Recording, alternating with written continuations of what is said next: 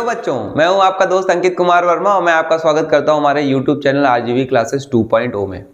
तो बच्चों, जैसा कि हम लोग यहां पर साइंस का पहला लेक्चर लेकर आए हैं और यहां पर हम लोग स्टार्ट करेंगे साइंस में इलेक्ट्रिसिटी। बच्चों, बहुत ही ज़्यादा इंपॉर्टेंट क्वेश्चन है और इस चैप्टर से आपको जो है क्लास 10th में बोर्ड एग्जाम में बहुत सारे क्वेश्चन देखने को मिलेंगे। तो चलिए बिना किसी देरी के स्टार्ट करते हैं हम लोग इलेक्ट्रिसिटी।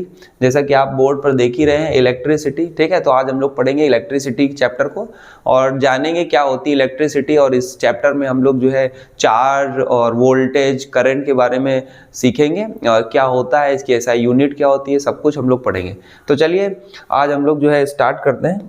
तो जैसा कि हम लोग देख रहे हैं पहला पॉइंट जो है हमारा चार्ज। क्या?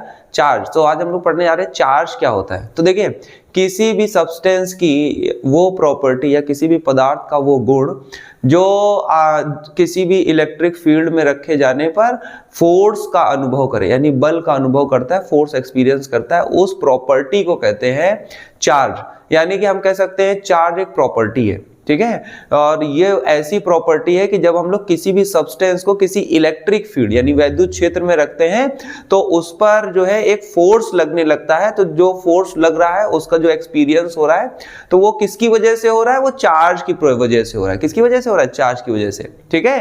तो जैसे कि इसमें पर लिखा भी हुआ है कि charge is the fundamental property of matter due to which it experience a force when placed in an electric field, ठीक है। यानी कि आवेश पदार्थ का वो मौलिक गुण है जिसके कारण वह विद्युत क्षेत्र में रखे जाने पर बल का अनुभव करता है। यानी कि जब आप किसी सब्सटेंस को किसी इलेक्ट्रिक फील्ड में रखते हैं और उस सब्सटेंस पर क्या होता है? फोर्स लगने लगता है। तो जो फोर्स लग रहा है वो किसकी वजह से लग रहा है? चार्ज की वजह से, ठीक है। और जैसा कि सभी को पता है चार्ज जो होते हैं वो दो टाइप के होते हैं। एक होता है पॉजिटिव चार्ज और एक होता है निगेटिव चार्ज, ठीक है। एक पॉजिटिव चार्ज है और एक निगेटिव चार्ज, ठीक है। अब जरा ध्यान दीजिए, नेक्स्ट हम लोग आगे पढ़ते हैं टाइप्स ऑफ चार्ज, ठीक है। टाइप्स ऑफ चार्ज जैसे बता चुके हैं, दो टाइप के चार्ज होते हैं। एक होता है पॉजिटिव चार्ज जिसको हम लोग हिंदी में कहते हैं धन आवेश, और एक होता है नेगेटिव चार्ज जिसको हम लोग कहते हैं ऋण आवेश, ठीक है। हमेशा याद रखिएगा कि जो पॉजिटिव चार्ज होता है उससे जो इलेक्ट्रिक फील्ड लाइन होती है जिसको हिंदी में कहते हैं वैद्युत क्षेत्र रेखाएं, ये बाहर की तरफ निकलती हुई दिखाई जाती है, रिप्रेजेंट की जाती हैं। और जो निगेटिव चार्ज होता है उसमें क्या होता है? इलेक्ट्रिक फील्ड लाइंस हमेशा अंदर की तरफ आते हुए रिप्रेजेंट की जाती हैं। बहुत ही ज्यादा इंपॉर्टेंट क्वेश्चन है, काफी बार बोर्ड एग्जाम में पूछा भी गया है, ठीक है। तो चलिए, तो आप लोगों ने जैसा कि सीख लिया, यहाँ पे दो चार्ज के दो टाइप्स होते हैं, ठीक है। प्रॉपर्टीज ऑफ चार्ज, चार्ज की क्या क्या प्रॉपर्टी होती है। देखिए, क्या होता है कि जब दो सेम चार्ज यानी सेम नेचर के चार्ज, यानी जैसे कि या तो दोनों माइनस हो या तो दोनों प्लस हो, ठीक है। तो दो सेम चार्ज जब पास पास रखे जाते हैं तो वो दोनों चार्ज एक दूसरे को रिपेल करेंगे हमेशा, यानी कि दूर भगाएंगे, प्रतिकर्षित करेंगे, ठीक है। तो यानी कि हम कह सकते हैं कि जो सेम चार्ज होते हैं यानी जिनकी प्रॉपर्टी सेम होती है, जैसे कि फॉर एग्जांपल दो निगेटिव चार्ज या दो पॉजिटिव चार्ज को आप पास पास लाकर रखेंगे तो वो एक दूसरे को रिपेल करेंगे, दूर भगाएंगे, ठीक। और जो अनलाइक चार्ज होते हैं यानी कि जो जैसे कि फॉर एग्जांपल आप एक पॉजिटिव चार्ज ले लीजिए और एक नेगेटिव चार्ज ले लीजिए, ये दोनों एक दूसरे को क्या करेंगे? अट्रैक्ट करेंगे, ठीक है। तो ये दो प्रॉपर्टी बहुत ही ज्यादा इंपॉर्टेंट प्रॉपर्टी है कि जब सेम चार्ज होंगे तो वो एक दूसरे को रिपेल करेंगे, चाहे दोनों पॉजिटिव हो या फिर दोनों निगेटिव हो। लेकिन जब एक पॉजिटिव और एक निगेटिव चार्ज को पास साथ में ले लिया जाता है तो वो दोनों चार्ज एक दूसरे को क्या करते हैं? अट्रैक्ट करते हैं, ठीक है। और बहुत ज्यादा इंपॉर्टेंट प्रॉपर्टी है। सेम उसी तरह जैसे मान लीजिए, एक एग्जांपल से आपको समझाते हैं, बहुत अच्छा सा एग्जांपल याद आ रहा है हमको कि जैसे मान लीजिए कि जैसे क्लास में दो स्टूडेंट है ना, और दोनों ही स्टूडेंट जो है वो पढ़ने में बहुत अच्छे हैं, बहुत अच्छे हैं, ठीक है। यानी कि हम कह सकते हैं दोनों पे सेम चार्ज है, ठीक है। दोनों टॉपर हैं, क्लास के टॉपर हैं और जो है दोनों पढ़ाई में बहुत ही ज़्यादा अच्छे हैं। तो आपने देखा होगा अक्सर दो पढ़ने वाले बच्चे जो होते हैं उनका क्या होता है कि वो साथ साथ नहीं बैठेंगे, वो एक दूसरे को रिपेल करेंगे, कंपटीशन चलता रहता है। वो दोनों क्या करते हैं? एक दूसरे को रिपेल करते रहते हैं, ठीक है। कभी उनकी दोस्ती, शायद ही कभी ऐसा रेयर केस हुआ हो जहाँ पे उनकी दोस्ती होती होगी, आप लोग भी देखते होंगे। और जब एक पॉजिटिव और एक निगेटिव, जैसे कि फॉर एग्जांपल एक पढ़ने वाला बच्चा है और एक कमजोर वाला बच्चा है। तो कमजोर वाला बच्चा क्या करता है कि पढ़ने वाले बच्चे से क्वेश्चन पूछता है और वो जो पढ़ने वाला बच्चा है वो उसको क्वेश्चन बताता है, उसको सॉल्व करके देता है, दोनों के बीच अच्छी बॉन्डिंग चलती है। ठीक है, तो उनमें क्या होता है, अट्रैक्शन आ रहा है। ठीक है, आप लोगों ने भी क्लास में एक्सपीरियंस किया होगा, सेम यहां पर भी वही चीज है कि जब दो सेम चार्ज होते हैं तो क्या होता है, वो एक दूसरे को रिपेल करेंगे, और जब आपने देखा होगा कि अपोजिट चार्ज होते हैं तो वो एक दूसरे को क्या करते हैं, अट्रैक्ट करते हैं। ठीक है, तो चलिए हम लोग आगे बढ़ते हैं। चार्ज की एसआई यूनिट, चार्ज की एसआई यूनिट बच्चों क्या होती है, कूलम होती है। क्या होती है, कूलम होती है। ठीक है, और इसको जो है सी से रिप्रेजेंट किया जाता है। आपको कहीं पर भी कैपिटल सी लिखा हुआ दिखाई पड़ जाए फिजिक्स में तो इसका मतलब वो कूलम की बात कर रहे हैं, और कूलम बच्चों क्या होता है, चार्ज की एसआई यूनिट है। ठीक है, और चार्ज को क्यू से रिप्रेजेंट किया जाता है, कैपिटल क्यू से भी कर सकते हैं और स्मॉल क्यू से भी कर सकते हैं। फॉर्मूला होता है क्यू बराबर एन ई या क्यू बराबर आई टी। ठीक है, ये दो फार्मूले हैं, Q बराबर NE भी होता है और Q बराबर IT। यहां पर दो तीन चीजें आप देख लीजिए। जो N है बच्चों, ये होता है नंबर ऑफ इलेक्ट्रॉन, ये है नंबर ऑफ इलेक्ट्रॉन, यानी इलेक्ट्रॉनों की संख्या। जो इलेक्ट्रॉनों की संख्या होती है उसको हम लोग किससे रिप्रेजेंट करते हैं, उसको हम लोग रिप्रेजेंट करते हैं N से। E जो होती है बच्चों, ये है charge of electron, charge of electron यानी कि इलेक्ट्रॉन का आवेश, इलेक्ट्रॉन का आवेश। और सभी बच्चों को पता होना चाहिए कि इलेक्ट्रॉन पे कितना आवेश होता है बच्चों, इलेक्ट्रॉन पे होता है 1.6 into 10 to the power -19 coulomb का चार्ज, यानी आवेश। ठीक है, तो इलेक्ट्रॉन का चार्ज फिक्स होता है और उसकी वैल्यू होती है 1.6 इंटू 10 की पावर -19 कूलम। और हमेशा याद रखिएगा जो इलेक्ट्रॉन होता है वो नेगेटिव चार्ज रिप्रेजेंट करता है, तो उसका नेचर नेगेटिव है, तो यहां पर वैल्यू जो है नेगेटिव में भी आती है। ठीक, चलिए टी क्या है बच्चों, टी जो है हमारा टाइम, जिसको हम लोग समय कहते हैं, और आई जो है बच्चों वो है करंट, करंट यानी कि धारा, करंट यानी कि धारा। ठीक है, हिंदी में इसको धारा कहा जाता है, इसको अभी हम लोग आगे भी पढ़ेंगे। ठीक है, तो ये आई होप आप लोगों को काफी समझ में आया होगा, काफी इंपॉर्टेंट पॉइंट है, काफी बार जो है बोर्ड एग्जाम में पूछा गया है। चलिए आइए अब हम लोग बढ़ते हैं वन कूलम। वन कूलम क्या होता है, जरा ध्यान से देखिएगा। देखिए कभी भी आपको यूनिट की डेफिनेशन लिखनी हो तो बहुत आसान तरीका हम आपको बताने जा रहे हैं, आप उस तरीकों को याद रखिए, आपको डेफिनेशन रटने की जरूरत नहीं पड़ेगी, आप उसको बहुत ही आसानी से समझ सकते हैं। क्या होता है, जैसे वन कूलम, कूलम जो है वो चार्ज का यूनिट है, तो आपको चार्ज का फॉर्मूला पता होना चाहिए। जैसा कि अभी अभी आप लोगों ने पीछे देखा, Q बराबर हम लोगों ने पढ़ा एक फॉर्मूला, Q बराबर I इंटू टी। ठीक है, तो यानी कि अगर हमसे कह रहे हैं वन कूलम, वन बच्चों कब आएगा, देखिए अगर आप करंट की वैल्यू 1 एम्पियर और टाइम जो है 1 सेकेंड ले लें, ठीक है, तो क्या हो जाएगा जरा बताइए, Q बराबर कितना हो जाएगा, 1 इंटू 1 मल्टीप्लाई करेंगे बच्चों कितना आ जाएगा, 1 1 जा 1 कूलम। यानी कि हम कह सकते हैं ये 1 कूलम बच्चों कब आया, जब करंट 1 एम्पियर है और टाइम 1 सेकेंड है, तो हमारा चार्ज है 1 कूलम। हम इसी से ही अपनी डेफिनेशन को फॉर्म कर सकते हैं, बना सकते हैं। कैसे बनाएंगे, जब 1 एम्पियर की करंट 1 सेकेंड में किसी कंडक्टर से फ्लो हो जाती है तो हम कह सकते हैं कि उस कंडक्टर से 1 कूलम का चार्ज फ्लो हुआ है। ठीक है, बात समझ गए कि नहीं, यानी कि जब किसी चालक में 1 सेकेंड में, देखिए टाइम कितना ले लिया, 1 सेकेंड में 1 एम्पियर की धारा प्रवाहित होती है, यानी करंट फ्लो करती है, तो उस समय प्रवाहित आवेश की जो मात्रा है, यानी जो चार्ज उस कंडक्टर से फ्लो हुआ है, वो होगा 1 कूलम। ठीक है, आई होप आप लोगों को समझ में आया होगा। आप हमेशा इसी ट्रिक का यूज करिए, फॉर्मूला पहले देख लीजिए, फॉर्मूले में हर एक वैल्यू को जो है 1 रख दीजिए, और 1 रखने के बाद आपकी डेफिनेशन आप खुद फॉर्म कर सकते हैं, आपको याद करने की जरूरत नहीं पड़ेगी। आई होप आप लोगों को यह तरीका अच्छा लगा होगा। तो चलिए हम लोग आगे बढ़ते हैं।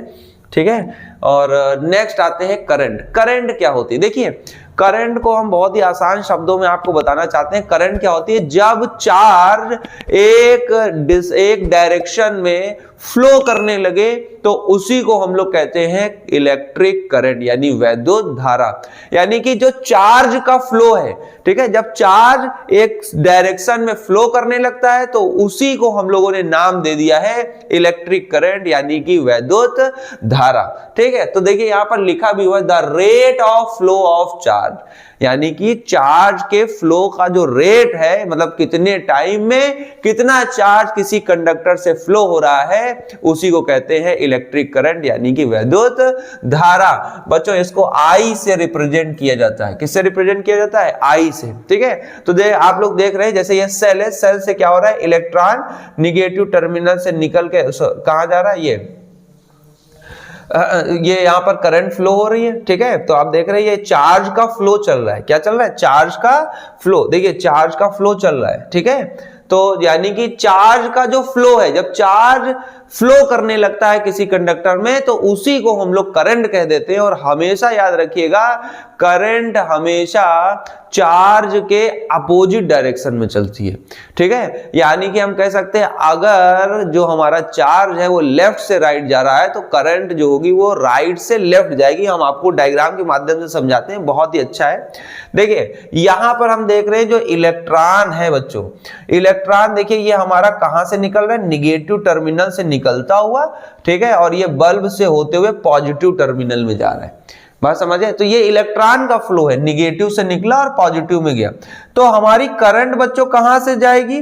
तो जो हमारी करंट है वो यहां पॉजिटिव टर्मिनल से कहां जाएगी? निगेटिव टर्मिनल की तरफ। ये पॉजिटिव टर्मिनल से होते हुए कहां जाएगी? निगेटिव। हमेशा करंट की डायरेक्शन हमेशा चार्ज के अपोजिट होती है, चार्ज के मोशन के अपोजिट होती है। तो हमेशा याद रखिएगा अगर इलेक्ट्रॉन माइनस टर्मिनल से निकलकर प्लस टर्मिनल में जा रहा है तो करंट प्लस टर्मिनल से निकलकर माइनस टर्मिनल में फ्लो करेगी। ठीक है, चलिए आगे बढ़ते हैं। आई होप आप लोगों को ये समझ में आया होगा। ठीक है, देख फॉर्मूला जो होता है करंट का, I बराबर होता है Q/T या Ne/T। ठीक है, आप सभी को पता है Q बच्चों क्या होता है? Q होता है चार्ज। ठीक है, यानी कि जिसको हम लोग कहते हैं आवेश। ठीक, और T का मतलब सबको पता ही है, T टाइम होता है, E जो है वो चार्ज ऑफ इलेक्ट्रॉन है और N है नंबर ऑफ इलेक्ट्रॉन। ठीक है, चलिए इसकी SI यूनिट देख लेते हैं। जो करंट है, इलेक्ट्रिक करंट की जो SI यूनिट होती है बच्चों वो एम्पियर होती है। क्या होती है? एम्पियर। ठीक है, यानी इसका जो SI मात्रक है वो एम्पियर है। और एम्पियर को बच्चों किससे रिप्रेजेंट किया जाता है? एम्पियर को कैपिटल A से। ये रिप्रेजेंटेशन जरूर याद रखिएगा आप। ठीक है, कि एम्पियर को किससे रिप्रेजेंट किया जाता है? A से। और कूलम को किससे रिप्रेजेंट किया जाता है? कैपिटल C से। ठीक है, चलिए आगे बढ़ते हैं। हम लोगों ने 2 पॉइंट पढ़ा, एक तो पढ़ा इलेक्ट्रिक चार्ज और दूसरा पढ़ा हम लोगों ने इलेक्ट्रिक करंट के बारे में। ठीक है, चलिए आगे बढ़ते हैं। अब आते हैं 1 एम्पियर। देखिए 1 एम्पियर, एम्पियर क्या है? एम्पियर यूनिट है। किसकी यूनिट है? एम्पियर जो है ये इलेक्ट्रिक करंट यानी वैद्युत धारा की यूनिट है। ठीक है, अब इलेक्ट्रिक करंट का क्या है? अब आप इलेक्ट्रिक करंट का जो यूनिट होता है वो एम्पियर होता है। हमें 1 एम्पियर, अभी हम लोगों ने पीछे पोर डेफिनेशन को बनाना सीखा था। ठीक है, अगर आप किसी यूनिट की डेफिनेशन बनाना चाहते हैं तो उसके लिए आपको पता होना चाहिए इसका फॉर्मूला। देखिए इसका क्या फॉर्मूला है, ध्यान से देखिएगा। अभी हम लोगों ने पढ़ा I बराबर होता है बच्चों Q/T। ठीक है, ये फॉर्मूला है और हमने बताया था फॉर्मूले में जो कुछ भी है सबको 1 रख दीजिए। चलिए 1 रखते हैं। तो Q बराबर बच्चों हो गया 1 कूलम, T बराबर हो गया 1 सेकेंड। ठीक है, तो I बराबर बच्चों क्या हो जाएगा? 1/1। ठीक है, 1/1। ठीक है, तो यानी I बराबर 1 एम्पियर आया। तो 1 एम्पियर, देखिए 1 एम्पियर की डेफिनेशन चाहिए। 1 एम्पियर की डेफिनेशन, 1 एम्पियर किसके बराबर होता है जरा देखिए। जब किसी कंडक्टर में 1 सेकेंड में, कितने सेकेंड में? 1 सेकेंड में 1 कूलम आवेश प्रवाहित होता है तो हम कह सकते हैं कि उस कंडक्टर की जो इलेक्ट्रिक करंट है वो कितनी होगी? 1 एम्पियर के बराबर होगी। कितने के बराबर होगी? 1 एम्पियर के बराबर। इंग्लिश में क्या डेफिनेशन लिखेंगे? When 1 coulomb charge flow in a conductor in 1 second, then the current of this conductor will be 1 ampere. तो जो करंट होगी वो कितनी होगी? 1 एम्पियर। देखिए कितने अच्छे से हम लोगों ने डेफिनेशन को बनाना सीख लिया है। आप बच्चों सीखिए, अगर आप रट के जा रहे हैं, समझ के नहीं जा रहे, आप रटेंगे, हफ्ते भर के बाद फिर भूल जाएंगे, फिर उसको याद करेंगे, फिर भूल जाएंगे, यानी इसका कोई मतलब नहीं बनता। आप डेफिनेशन को अच्छे से समझिए और समझ जाएंगे तो उसको अपने आप खुद एग्जामिनेशन हॉल में उसको बना सकते हैं। ठीक है, चलिए हम लोग आगे बढ़ते हैं। आई होप मेरी जो ट्रिक्स हैं वो आपको समझ में आ रही होंगी, और कोई दिक्कत हो बच्चों बिना झिझक के आप जो है उनको कमेंट सेक्शन में जरूर लिखें। हर एक समस्या का हल आपको इस यूट्यूब चैनल पे जरूर दिया जाएगा। ठीक है, उसके लिए बिल्कुल भी सोचने की जरूरत नहीं है। चलिए हम लोग पढ़ते हैं इलेक्ट्रिक पोटेंशियल, यानी जिसको हिंदी में कहते हैं वैद्युत विभव। ये वैद्युत विभव क्या होता है? देखिए आप जरा ध्यान से देखिएगा, जब हम किसी भी, जैसे मान लीजिए कोई थोड़ा सा एक नया पेज ले लेते हैं, इलेक्ट्रिक पोटेंशियल। ठीक है, इलेक्ट्रिक पोटेंशियल, ध्यान दीजिएगा। मान लीजिए फॉर एग्जांपल ये इनफाइनाइट है, ये क्या है? इनफाइनाइट, और यहां पर एक क्यू नॉट चार्ज रखा है। क्या रखा है? क्यू नॉट चार्ज इनफाइनाइट पे रखा है। हमने क्या किया, इस इनफाइनाइट चार्ज को, सॉरी ये जो क्यू नॉट चार्ज है इसको इनफाइनाइट से पकड़ा। ठीक है, और इसको पकड़कर आप किसी स्पेसिफिक पॉइंट, मान लीजिए ये कोई स्पेसिफिक पॉइंट ए था, एक स्पेसिफिक पॉइंट है अर्थ पे, कोई एक पॉइंट है, आप क्या कर रहे हैं? चार्ज को इनफाइनाइट पे पकड़ रहे हैं, और इनफाइनाइट पे पकड़ के आप क्या कर रहे हैं? इनफाइनाइट पे पकड़ के आप इसको पॉइंट ए तक ला रहे हैं। ठीक है, तो अच्छा एक बात बताइए कि अगर किसी चार्ज को आपने इनफाइनाइट पे पकड़ा, इनफाइनाइट पे पकड़ के आप अर्थ तक आए, अर्थ तक आके उसको उठा के यहाँ पर आरजीबी क्लासेस में रख दिया, है ना, आरजीबी क्लासेस में इस पॉइंट पे हमने पॉइंट ए पे इसको क्या कर दिया? ड्रॉप कर दिया। अच्छा एक बात बताइए, क्या इतना काम करने में आपको कुछ वर्क करना पड़ा कि नहीं? क्या आप बिना वर्क किए इस चार्ज को उठाकर यहां तक ला सकते? नहीं ला सकते। इनफाइनाइट से किसी पॉइंट तक अगर आप चार्ज को ला रहे हैं तो डेफिनेटली आपने कुछ ना कुछ वर्क जरूर किया होगा। ठीक है, बात समझे कि नहीं? तो जो वर्क आपने इस क्यू नॉट चार्ज को एक इस पॉइंट तक लाने में जितना भी वर्क किया है, इस वर्क को ही कहते हैं बच्चों इलेक्ट्रिक पोटेंशियल। क्या कहते हैं? Electric potential. तो आप हमेशा याद रखिए, इलेक्ट्रिक पोटेंशियल कुछ नहीं, सिर्फ एक वर्क है, यानी एक कार्य है। वो कार्य जब आप किसी चार्ज को यानी आवेश को अनंत से किसी बिंदु तक लाने में करते हैं, उस कार्य को ही कहते हैं वैद्युत विभव यानी इलेक्ट्रिक पोटेंशियल। समझे कि नहीं? तो यानी कि इलेक्ट्रिक पोटेंशियल कुछ नहीं है, ये वर्क है। ये क्या है? वर्क। लेकिन अब आप कहेंगे कि अगर ये वर्क है तो फिर इसको अलग नाम क्यों दिया गया? इसको वर्क कह देते। वर्क है तो वर्क कह दीजिए, क्या दिक्कत है? नहीं, देखिए क्या है कि जब हम इसका नाम बदल देते हैं ना, तो इससे क्या हो जाता है कि आप जो है आपके मन में जैसे क्या वर्क कह रहे हैं, तो वर्क बच्चों बहुत टाइप का है। ठीक है, और जैसे ही वर्क कहा जाएगा आपके माइंड में सारे वर्क आने लगेंगे। ठीक, लेकिन जब कहा जाएगा पोटेंशियल, तो आप जैसे ही पोटेंशियल कहा गया तो आपके माइंड में आया वर्क, लेकिन वो वर्क जब आप चार्ज को उठाकर एक पॉइंट तक ला रहे तब जो वर्क हो रहा है वो पोटेंशियल है। तो पोटेंशियल कहने से आप एक स्पेसिफिक वर्क को डिफाइन करने लग जाएंगे कि कौन सा वर्क है ना। बात समझे कि नहीं? तो जब किसी स्पेशल चीज को डिफाइन करना होता है तो हम उसका नाम बदल देते हैं, तो उसका क्या होता है, उसकी कैटेगरी अलग हो जाती है। जैसे आप लोग बहुत सारे पेन यूज करते होंगे, जैसे अगर हमने कहा पेन तो आपके दिमाग में बहुत सारे पेन आ रहे नहीं, लेकिन अगर हमने कह दिया रेनॉल्ड्स का ब्लैक वाला पेन लेके आइए, तो आप एक स्पेसिफिक पेन लेने के लिए ही शॉप पर जाएंगे और वही रेनॉल्ड्स का पेन आप लेकर आएंगे कि हमें रेनॉल्ड्स का ब्लैक वाला पेन दे दीजिए। समझे कि नहीं? वैसे ही यहां पर भी पोटेंशियल, मतलब पोटेंशियल है तो एक वर्क, लेकिन वो वर्क जब आप किसी चार्ज को उठाकर किसी पॉइंट तक ला रहे हैं, उस स्पेशल वर्क को हमने नाम बदल दिया, बस उसका कह दिया पोटेंशियल, तो ये हो गया पोटेंशियल। ठीक है, तो अब पोटेंशियल कहा जाएगा तो आप एक स्पेशल वर्क को इमेजिन करेंगे। कौन सा वर्क? जब आप इनफाइनाइट से किसी चार्ज को ला रहे हैं, कहां तक? किसी पॉइंट तक। ठीक है, बहुत सिंपल था। आई होप आप लोगों को ये समझ में आया होगा।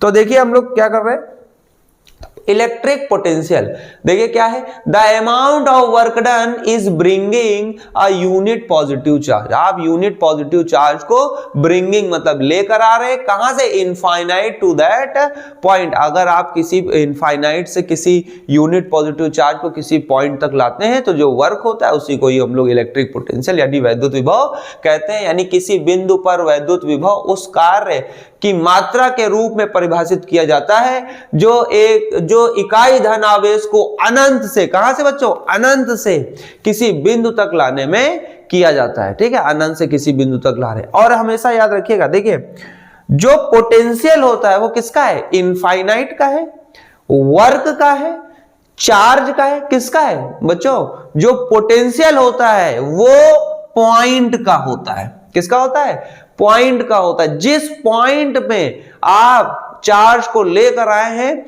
उस पॉइंट का पोटेंशियल होगा, समझे, उस पॉइंट तक लाने में किया गया कार्य होगा, तो पॉइंट का पोटेंशियल निकला है। अगर पॉइंट बदल दें, अगर मान लीजिए हम इसको यहां इनफाइनाइट से यहां बी पॉइंट तक ला रहे, पॉइंट बदल गया तो बच्चों यहां पर वर्क बदल गया यानी पोटेंशियल बदल गया। तो हमेशा याद रखिएगा जो पोटेंशियल होता है वो पॉइंट का होता है, ना किसी चार्ज का होता है, ना वर्क का होता है। बात समझे कि नहीं, पोटेंशियल यानी कि जो वैद्युत विभव है वो एक बिंदु का होगा यानी पॉइंट का होगा। ठीक है, तो पोटेंशियल को बच्चों V से रिप्रेजेंट करते हैं, फॉर्मूला होता है W/Q। कितना वर्क किया, कितने चार्ज को इनफाइनाइट से लाने में। एक फॉर्मूला और है V बराबर IR। ये V बराबर IR अभी हम लोग आगे पढ़ेंगे, ये ओम्स लॉ से डिफाइन होता है। ठीक है, तो इसको भी हम लोग आगे बहुत ही अच्छे से पढ़ने वाले हैं, तो इसको भी याद रखिएगा। V बराबर IR। R बच्चों यहां पर जो है ये इसका नाम है रेजिस्टेंस। R जो है वो है रेजिस्टेंस, जिसको हिंदी में कहते हैं प्रतिरोध। क्या कहते हैं, प्रतिरोध। और I जो है बच्चों वो करंट है, V वोल्टेज है, W वर्क है और Q चार्ज है। ठीक है, तो रेजिस्टेंस बच्चों अभी हम लोग आगे पढ़ने जा रहे हैं, इसको हम लोग ओम्स लॉ में पढ़ेंगे। अभी के लिए फिलहाल आप नाम याद रखिए। SI यूनिट जो होती है वो वोल्ट होती है। क्या होती है, वोल्ट। ठीक है, तो और इसका जो SI मात्रक है वोल्ट, वोल्ट को बच्चों किससे रिप्रेजेंट किया जाता है, V से। कभी भी आप फिजिक्स में इलेक्ट्रिसिटी में कैपिटल V देखें तो इसका मतलब हो गया वो वोल्टेज की बात कर रहे हैं, वोल्ट की बात कर रहे हैं यानी पोटेंशियल की बात कर रहे हैं। ठीक है, C किसकी बात कर, C का मतलब कूलम। ठीक है, A का मतलब एम्पियर और V का मतलब वोल्ट। ठीक है, चलिए हम लोग आगे बढ़ते। नेक्स्ट देखिए, अब फिर से आ जाइए 1 वोल्ट, है ना। हमने आपको बताया हम लोग अभी हम लोगों ने 1 कूलम की डेफिनेशन लिखी, फिर उसके बाद 1 एम्पियर की लिखी। तो चलिए अब आते हैं 1 वोल्ट पे। देखिए 1 वोल्ट हमने बताया था कि अगर आप किसी भी यूनिट को डिफाइन करना चाहते हैं तो सबसे पहले उसका क्या करिए, फॉर्मूला लिखिए। फॉर्मूला लिखा था V बराबर W/Q। ठीक है, V हमारा, W हमारा वर्क है। तो देखिए वर्क अगर आप ले ले 1 जूल और Q ले ले बच्चों 1 कूलम, है ना, तो हम यहां पर क्या हो जाएगा, V बराबर क्या हो जाएगा, 1/1। क्या हो जाएगा बच्चों, 1/1। 1/1 का मतलब क्या होता है, ये होता है 1 वोल्ट। ठीक है, 1 वोल्ट। ठीक, तो 1 वोल्ट कब आया, जब वर्क 1 था और चार्ज भी 1 था। तो आप डेफिनेशन कैसे बनाएंगे, देखिए जब 1 कूलम चार्ज को इनफाइनाइट से किसी स्पेसिफिक पॉइंट तक लाने में अगर 1 जूल वर्क हो रहा है, कितना हो रहा है, 1 जूल वर्क हो, तो उस पर्टिकुलर पॉइंट का जो पोटेंशियल है यानी वैद्युत विभव है वो कितना होगा, 1 वोल्ट होगा। समझे कि नहीं, देखिए वही डेफिनेशन लिखी हुई है, आप इनके स्क्रीनशॉट जरूर लेते जाइए या तो फिर साथ साथ लिखते रहिए। ठीक है, बात समझे कि नहीं, बहुत ही ज्यादा इंपॉर्टेंट है, डेफिनेशन काफी ज्यादा पूछी जाती है बोर्ड एग्जाम में। ठीक, तो हम लोगों ने यहाँ पर 1 वोल्ट को भी डिफाइन कर लिया, कितना अच्छा था, और वो भी अपने आप से, बिल्कुल भी रटने की जरूरत यहाँ पे आपको नहीं पड़ेगी। आप जो है साथ साथ बने रहिए और वीडियो को लास्ट तक देखिएगा। इस वीडियो को देखने के बाद इलेक्ट्रिसिटी में कोई भी ऐसा प्रश्न नहीं है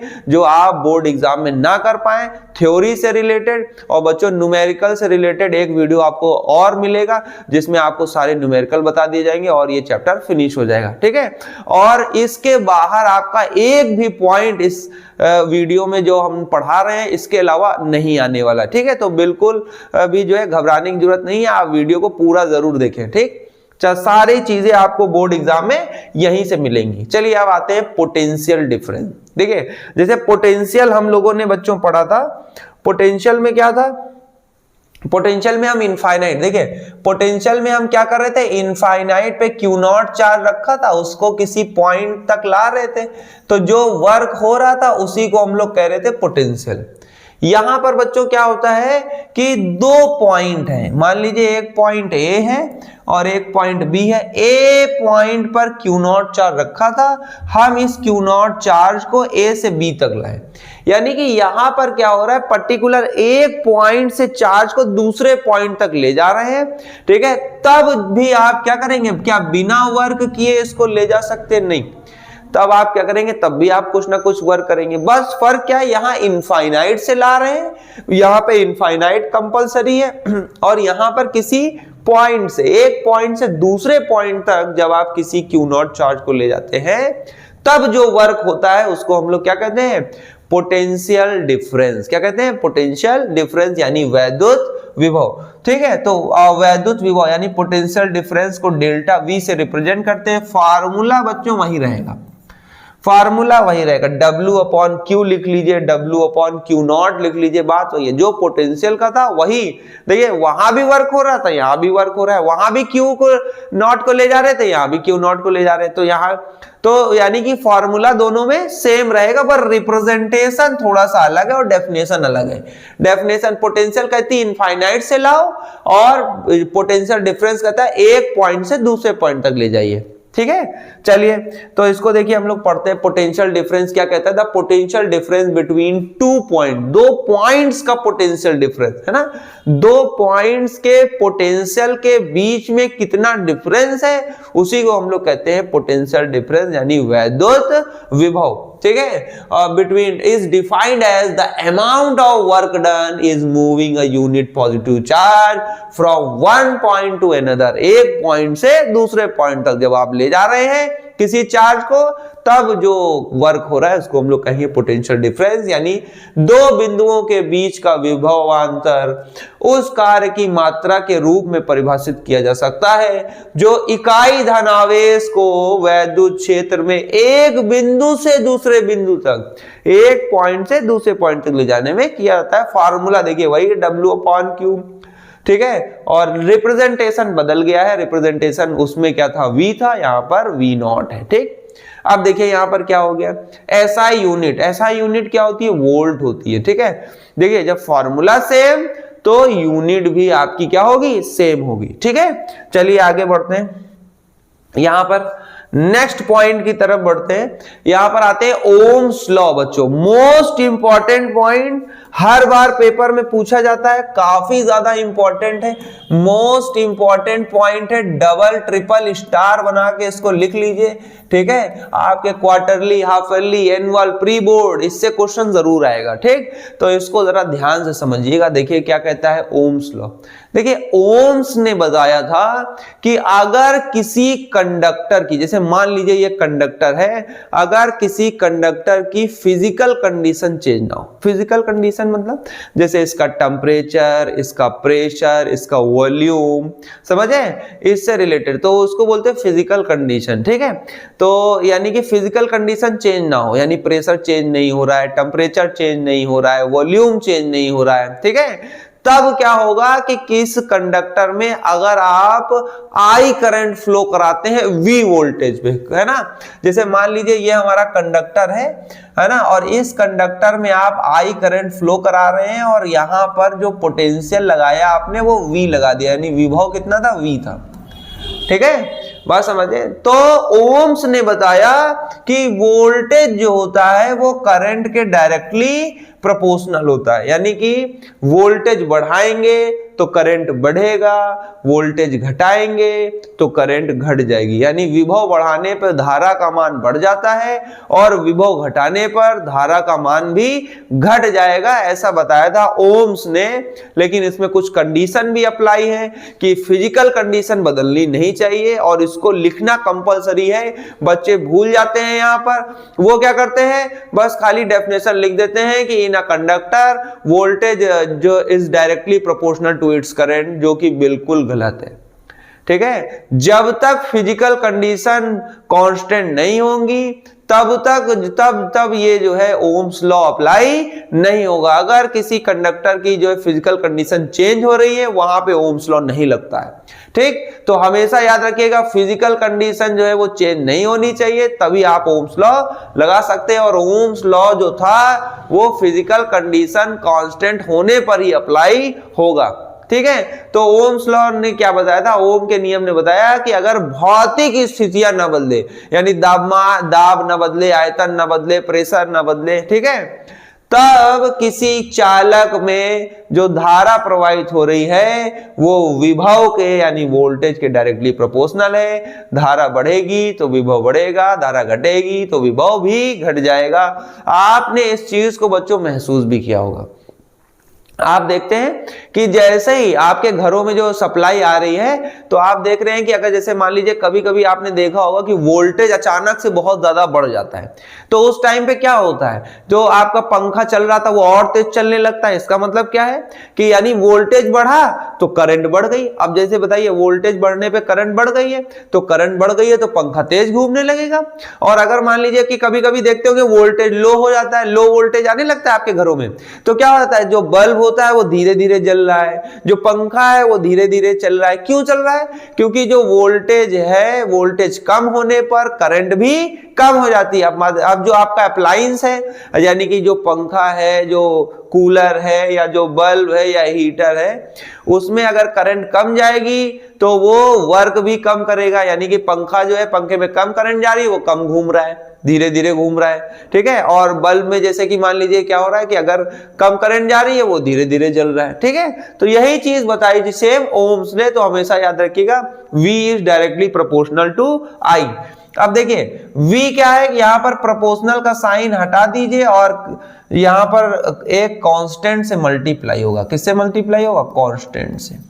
ठीक है, तो हमने क्या किया, यहाँ पे देखिए प्रोपोर्शनल का साइन हटाते हैं, इक्वल लगाते हैं, तो क्या एक कांस्टेंट से मल्टीप्लाई करना पड़ता है। ओम ने इस कांस्टेंट का नाम दिया R, इसको बोलते हैं रेजिस्टेंस, हिंदी में कहते हैं इसको प्रतिरोध। हिंदी में क्या कहते हैं बच्चों, प्रतिरोध। ठीक है, प्रतिरोध। ठीक है, तो इसको इन्होंने प्रतिरोध, इसको भी हम लोग आगे अभी पढ़ेंगे कि ये रेजिस्टेंस यानी प्रतिरोध क्या होता है। अभी आप नाम याद रखिए। ठीक है, तो ये ओम्स ने एक फार्मूला दिया V बराबर IR।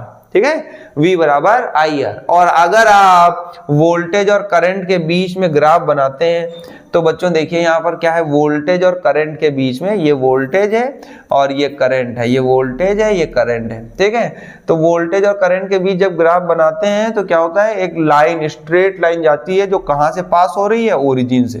ठीक है, कई बार बोर्ड एग्जाम में बच्चों पूछा गया है वोल्टेज और करंट के बीच में ग्राफ बनाइए। ठीक है, मोस्ट इंपॉर्टेंट क्वेश्चन है। ओम्स लॉ में वोल्टेज और करंट के बीच जो ग्राफ बनता है वो एक स्ट्रेट लाइन है जो कहां से पास हो रही है बच्चों, ओरिजिन से। कहां से पास हो रही है, ओरिजिन से पास हो रही है। ठीक है, तो ओरिजिन से पास हो रही है, तो ये ग्राफ जरूर याद रखिएगा, मोस्ट इंपॉर्टेंट है, स्टार बना लीजिए। चलिए आगे बढ़ते हैं, नेक्स्ट पढ़ते हैं रेजिस्टेंस। अभी हम लोगों ने देखा रेजिस्टेंस के बारे में, तो ये रेजिस्टेंस क्या होता है। ठीक है, चलिए आगे बढ़ रहे हैं। रेजिस्टेंस क्या, यानी रेजिस्टेंस का मतलब होता है प्रतिरोध। ठीक है, इसको हिंदी में कहते हैं प्रतिरोध। यानी कि रेजिस्ट का मतलब होता है रोकना, किसी चीज को रोकना, है ना। प्रतिरोध मतलब रोक रहा है किसी चीज को। ठीक है, तो यानी कि अब यहाँ पर किस चीज को रेजिस्ट किया जा सकता है, किस चीज को रोका जा सकता है बच्चों। डेफिनेटली हम लोग इलेक्ट्रिक करंट पढ़ रहे हैं, तो इलेक्ट्रिक करंट को रोकना, रेजिस्टेंस, यानी कि करंट को आसानी से फ्लो होने ना देना, उसी को हम लोग कहते हैं रेजिस्टेंस। ठीक है, इसको एक छोटे से एग्जांपल से समझिए कि मान लीजिए कि क्या है कि आप जो है एक बाइक ली और बाइक से आप जो है एक शहर से दूसरे शहर जा रहे हैं। ठीक है, मान लीजिए आप यहाँ उन्नाव से लखनऊ जाना चाह रहे हैं, तो क्या होगा बच्चों, आप और रास्ते में कोई भी गाड़ी नहीं चल रही, कोई भी गाड़ी नहीं चल रही, ठीक है, और कोई ब्रेकर भी नहीं है, तो आप क्या करेंगे, गाड़ी में बैठेंगे और धंधनाते हुए एकदम जो है फुल स्पीड से 240, अगर जितनी बाइक में फुल स्पीड हो सकती है,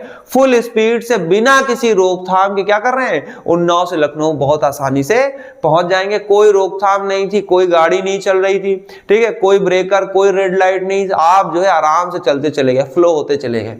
ठीक है, लेकिन अगर यही क्या हो कि आप ट्रैफिक हो, ठीक है, ट्रैफिक चल रहा है, बहुत सारी गाड़ियां हैं, ब्रेकर भी है, रेड लाइट भी है, तो आप जब जा रहे होंगे तो बीच में जैसे ब्रेकर आ जाता है तो आप क्या करते हैं, बहुत स्पीड में जा रहे थे, अचानक से ब्रेकर आ गया, आपको स्पीड कम करनी पड़ती है। ठीक है, रेड लाइट आ जाएगी तो हो सकता है गाड़ी आपको रोकनी भी पड़ जाए। ठीक है, तो आप गाड़ी को रोकते हैं वहां रेड लाइट में, ठीक, फिर कभी ट्रैफिक बढ़ जाता है तो क्या हो जाता है, ट्रैफिक ज्यादा है तो और स्लो कर देते हैं, ट्रैफिक कम है, मतलब कहने का मतलब है ये सारी चीजें क्या कर रही है, आपके फ्लो में बाधा उत्पन्न कर रही है, आपको आसानी से फ्लो होने नहीं दे रही। वैसे ही वो चीज जो करंट को फ्लो होने से रोकती है उसको हम लोग कहते हैं रेजिस्टेंस, और रेजिस्टेंस को किससे रिप्रेजेंट किया जाता है, आर से रिप्रेजेंट किया जाता है, फॉर्मूला होता है V अपॉन I। देखिए ये आर का फॉर्मूला हम लोगों ने यहीं से निकाला, जो ओम्स लॉ बच्चों हम लोग पढ़ रहे थे, ओम्स लॉ में हमने पढ़ा था V बराबर IR, I इंटू आर, तो आर की वैल्यू क्या होगी, ये मल्टीप्लाई में डिवाइड में आ जाएगा, तो ये हो जाएगा R is equals to V upon I। ठीक है, और जो इसकी SI यूनिट होती है, SI यूनिट होती है बच्चों ओम, जिसको हम लोग ओम कहते हैं, और इसको ऐसे रिप्रेजेंट किया जाता है। देखिए ओम को ऐसे, चूंकि ओम्स लॉ ने ही इसको खोजा था तो इसलिए उनके नाम पे ही जो है ओम इसकी यूनिट को रख दिया गया, एक तरह से उनको ट्रिब्यूट देने के लिए। ठीक है, तो ओम यहाँ पर जो रेजिस्टेंस है उसकी यूनिट है, और एम्पियर वोल्ट अपॉन एम्पियर भी होती है। ठीक है, बात समझे कि नहीं, वोल्ट अपॉन एम्पियर, मीटर नहीं है यहाँ पे, वोल्ट अपॉन एम्पियर होगा। ठीक है, ये देखिए V का होता है वोल्ट और I का बच्चों होता है एम्पियर, तो यूनिट बन जाएगी वोल्ट अपॉन एम्पियर। आप यूनिट को फॉर्मूले से भी निकाल सकते हैं, जैसे कि मैंने अभी निकाला कि वोल्ट का जो V है, V वोल्टेज है यानी पोटेंशियल का वोल्ट का, और I का एम्पियर, तो वोल्ट अपॉन एम्पियर। और वोल्ट अपॉन एम्पियर को बच्चों हम लोग ओम भी कहते हैं। क्या कहते हैं, ओम। ठीक है, ओम याद रखिएगा, बहुत ज्यादा इंपॉर्टेंट। चलिए आगे बढ़ते हैं, नेक्स्ट आते हैं रोस्टेट, यानी जिसको हम लोग हिंदी में धारा नियंत्रक या प्रतिवर्ती परिवर्ती प्रतिरोधक भी कहते हैं। देखिए रोस्टेट जो होता है, रोस्टेट का काम, देखिए जो रेजिस्टेंस होता है, आपने अभी भी पढ़ा, ये जो ये रेजिस्टेंस, अच्छा इसमें एक चीज और हम आपको बता दें, जो रेजिस्टेंस का सिंबल होता है वो इस तरह से जिगजैग लाइन बना के रिप्रेजेंट करते हैं। तो आपको कभी भी इलेक्ट्रिक सर्किट में इस तरह का सिंबल मिल जाए तो इसका मतलब ये रेजिस्टेंस की बात हो रही है। किसकी बात हो रही है बच्चों, रेजिस्टेंस। ठीक है, तो ये रेजिस्टेंस की बात की जा रही है। आप जरा देखिए, तो ये रेजिस्टेंस का सिंबल है, जिगजैग लाइन से रिप्रेजेंट करते हैं, इसको गोला मत बना लीजिएगा। ठीक है, ये है हमारा रेजिस्टेंस को रिप्रेजेंट करने का तरीका। और रेजिस्टेंस की वैल्यू जो होती है वो बच्चों हमेशा फिक्स होती है, कभी बदलती नहीं। लेकिन वो रेजिस्टेंस जो अपनी वैल्यू को लगातार बदल लेता है उसको हम लोग कहते हैं रोस्टेट। क्या कहते हैं, रोस्टेट, यानी धारा नियंत्रक, यानी कि वो रेजिस्टेंस जिसको घटाया बढ़ाया जा सकता है, समझे कि नहीं, उसको हम लोग कहेंगे, उसको रेजिस्टेंस नहीं कहेंगे, उसको हम लोग कहेंगे रोस्टेट। क्या कहेंगे, रोस्टेट। इस तरह का डिवाइस आप लोगों ने जो है अपनी फिजिक्स की लैब में जरूर देखा होगा। ठीक है, इसमें हम लोग क्या करते हैं, यहाँ पर ये क्लिप लगी होती है, इससे हम लोग आगे पीछे करते हैं, तो जिससे रेजिस्टेंस की वैल्यू जो होती है वो क्या होती है, घटती बढ़ती रहती है। ठीक है, और एक रोस्टेट आपके घरों में भी बच्चों लगा हुआ है। ठीक है, तो जो आपका आपका जो फैन रेगुलेटर होता है, जिससे आप फैन को रेगुलेट करते हैं यानी फैन को कम ज्यादा करते हैं, वो भी एक प्रकार का रोस्टेट है यानी धारा नियंत्रक है। उससे हम लोग धारा को नियंत्रित भी करते हैं, कम ज्यादा कर सकते हैं यानी कि रेजिस्टेंस को घटा बढ़ाकर।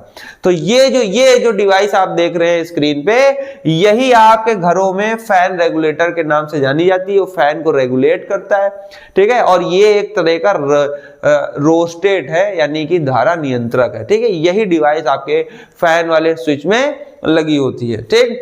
तो इसको हम लोग ऐसे, और इसको रिप्रेजेंट कैसे किया जाता है, देखिए यहां पर जैसे ये तो रेजिस्टेंस है, रेजिस्टेंस में आप इस तरह से एरो बना दीजिए, या फिर बच्चों इस तरह से क्या करते हैं, यहां पर आकर ये ऐसे एरो बनाते हैं। ये सब रोस्टेट को रिप्रेजेंट करने का तरीका है। आपको कभी भी ये सिंबल दिखे, रेजिस्टेंस के ऊपर एरो दिखे, तो इसका मतलब रोस्टेट की बात हो रही है, धारा नियंत्रक की बात हो रही है, यानी ऐसा रजिस्टर जो अपनी वैल्यू को चेंज कर सकता है, ठीक है। चलिए आगे बढ़ते हैं हम लोग नेक्स्ट वीडियो की तरफ। देखिए फैक्टर अफेक्टिंग रेजिस्टेंस, मतलब कौन कौन से फैक्टर हैं जो रेजिस्टेंस को अफेक्ट करते हैं, जिसकी वजह से रेजिस्टेंस घट सकता है या बढ़ सकता है। तो देखिए कौन कौन से हैं। सबसे पहला जो हमारा सबसे पहला फैक्टर है वो है लेंथ ऑफ द कंडक्टर, यानी चालक की लंबाई। देखिए जैसे कंडक्टर है, अगर हम कंडक्टर की लेंथ को बढ़ा दें, अगर हम कंडक्टर की लेंथ को बढ़ा दें तो उसका जो रेजिस्टेंस है बच्चों वो इंक्रीज हो जाएगा, ठीक है, बढ़ जाएगा। यानी कि लंबाई बढ़ाने पर प्रतिरोध भी क्या हो जाता है, बढ़ जाता है, रेजिस्टेंस भी इंक्रीज होता है। और अगर आप लंबाई को कम कर दें तो रेजिस्टेंस बच्चों क्या हो जाएगा, वो क्या हो जाएगा, वो भी कम हो जाएगा, ठीक। तो हमेशा याद रखिएगा कि जो रेजिस्टेंस होता है वो लेंथ के डायरेक्टली प्रोपोर्शनल होता है, यानी अनुक्रमानुपाती होता है, किसके, लेंथ के। यानी लंबाई बढ़ाने पर रेजिस्टेंस बढ़ेगा और लंबाई को घटा देने पर रेजिस्टेंस भी घट जाएगा, ठीक है। और नेक्स्ट जो फैक्टर होता है वो होता है क्रॉस सेक्शन एरिया, यानी अनुप्रस्थ काट का क्षेत्रफल। हम समझाते हैं कि ये अनुप्रस्थ काट का क्षेत्रफल आखिर है क्या। देखिए मान लीजिए ये जो है आपका कंडक्टर है, और कंडक्टर में ये जो बच्चों आगे का एरिया होता है ना, ये जिससे करंट फ्लो करती है, जिससे चार्ज आर पार जाते हैं, इसको ही कहते हैं क्रॉस सेक्शन एरिया, यानी अनुप्रस्थ काट का क्षेत्रफल। और हमेशा याद रखिएगा कि रेजिस्टेंस इज इनवर्सली प्रोपोर्शनल, यानी रेजिस्टेंस जो होता है वो हमेशा इनवर्सली प्रोपोर्शनल होता है, किसके, इनवर्सली प्रोपोर्शनल होता है एरिया के, यानी क्रॉस सेक्शन एरिया। यानी हम लिख सकते हैं R is inversely proportional, inversely मतलब वन अपॉन इनवर्सली यानी व्युत्क्रमानुपाती। इसका मतलब होता है उल्टा, उल्टा का मतलब एरिया बढ़ेगा तो रेजिस्टेंस कम हो जाएगा, एरिया घटेगा तो रेजिस्टेंस बढ़ जाएगा। इसको हम थोड़ा आपको समझाने का प्रयास करते हैं। जैसे मान लीजिए कंडक्टर है, अब हमने क्या किया, ये और एक ये कंडक्टर है बच्चों, ठीक है, इसके अंदर भी इलेक्ट्रॉन है और इसके अंदर भी इलेक्ट्रॉन है। देखिए खूब सारे इलेक्ट्रॉन है। अब देखिए मान लीजिए ऊपर वाले कंडक्टर से इलेक्ट्रॉन जा रहे हैं, देखिए तो यहां पर क्या है कि क्रॉस सेक्शन एरिया ज्यादा है, एरिया ज्यादा होने की वजह से इलेक्ट्रॉन आसानी से पास कर सकते हैं, है ना। और जब आसानी से पास कर रहे तो करंट आसानी से फ्लो कर रही है। तो इसका मतलब जब करंट आसानी से जा रही तो रेजिस्टेंस क्या है, कम है ना। भाई रेजिस्टेंस कम लगेगा यानी रोकने वाली चीजें कम है, तभी तो वो आसानी से फ्लो कर रही है। और यहां पर देखिए एरिया कम है, एरिया कम होने की वजह से क्या होता है, यहां पर जाने में दिक्कत होगी। यहाँ 2-3 इलेक्ट्रॉन एक साथ निकल रहे होंगे तो क्या हो जाएगा, वहां पर दिक्कत का सामना करना पड़ेगा, ठीक है। तो यानी कि एरिया कम हो जाने पे क्या होता है, करंट का फ्लो थोड़ा धीमा हो जाता है। और करंट का फ्लो धीमा हो गया, क्यों हो गया, क्योंकि रेजिस्टेंस, इसका मतलब रेजिस्टेंस रोकने वाली चीजें ज्यादा हो गई है, तो हम कह सकते हैं रेजिस्टेंस ज्यादा। तो उल्टा चल रहा है, एरिया ज्यादा रेजिस्टेंस कम, आसानी से फ्लो कर रहा है, एरिया कम रेजिस्टेंस ज्यादा, यानी कि ज्यादा मतलब ये थोड़ा कम आसानी से फ्लो कर पा रहा है, ठीक है। तो आई होप आप लोगों को ये पॉइंट समझ में आया होगा। तो 2 चीजें हम लोगों ने देखी। तीसरा होता है मटेरियल बच्चों। देखिए अगर आप मटेरियल को चेंज कर देंगे तो रेजिस्टेंस भी बदल जाएगा, ठीक है। यानी कि आप अगर जो है यहाँ पर जैसे मान लीजिए आप दो कंडक्टर ले रहे हैं, जैसे मान लीजिए एक कंडक्टर ये है, ठीक है, ये कंडक्टर बच्चों एल्यूमिनियम का है। आपने क्या किया, सेम साइज का, सेम लेंथ, सेम एरिया, मान लीजिए इसकी लेंथ L है, इसकी भी लेंथ L है, इसका क्रॉस सेक्शन एरिया A है, इसका भी क्रॉस सेक्शन एरिया A है, लेकिन ये एल्यूमिनियम का है, ये कॉपर का है, ठीक है। तो मटेरियल बदल दिया आपने, मटेरियल को क्या कर दिया, बदल दिया। तो हमेशा याद रखिएगा कि मटेरियल चेंज करने पर यहां पर रेजिस्टेंस जो होता है वो भी क्या हो जाता है, चेंज हो जाता है। तो मटेरियल बदल देंगे, रेजिस्टेंस भी बदल जाएगा। तो बच्चों हमेशा याद रखिएगा कि जो फैक्टर होते हैं रेजिस्टेंस को चेंज करने के, वो 3 फैक्टर हैं मेन। कौन कौन से, लेंथ ऑफ द कंडक्टर यानी चालक की लंबाई जो कि डायरेक्टली प्रोपोर्शनल है, एरिया ऑफ क्रॉस सेक्शन यानी अनुप्रस्थ काट का क्षेत्रफल जो इनवर्सली यानी जिसमें उल्टा चलता है, और एक मटेरियल। मटेरियल बदल देंगे, रेजिस्टेंस बदल जाएगा, चाहे भले ही एरिया सेम हो या लेंथ सेम हो या दोनों ही सेम हो, ठीक है। तो फैक्टर अफेक्टिंग मोस्ट इंपॉर्टेंट बच्चों, इस पे जो है स्टार बना लीजिए, काफी ज्यादा इंपॉर्टेंट है और काफी बार बोर्ड एग्जाम में ये क्वेश्चन पूछा गया है, ठीक है। तो चलिए आते हैं, अब नेक्स्ट पढ़ते हैं रेजिस्टिविटी। रेजिस्टिविटी देखिए क्या है, अभी अभी हम लोगों ने बच्चों फैक्टर अफेक्टिंग रेजिस्टेंस पढ़ा। तो फैक्टर अफेक्टिंग रेजिस्टेंस क्या होता है, जरा देखिए ध्यान से। फैक्टर अफेक्टिंग रेजिस्टेंस में क्या था कि जो रेजिस्टेंस था वो डायरेक्टली प्रोपोर्शनल था लेंथ के और इनवर्सली प्रोपोर्शनल था एरिया के। अगर हम इन दोनों को मिला दें, अगर हम इन दोनों ही रूल्स को मिला दें तो आर आर मिलके आर प्रोपोर्शनल प्रोपोर्शनल प्रोपोर्शनल बनेगा, और यहाँ पे एल ऊपर हो जाएगा और ए नीचे हो जाएगा।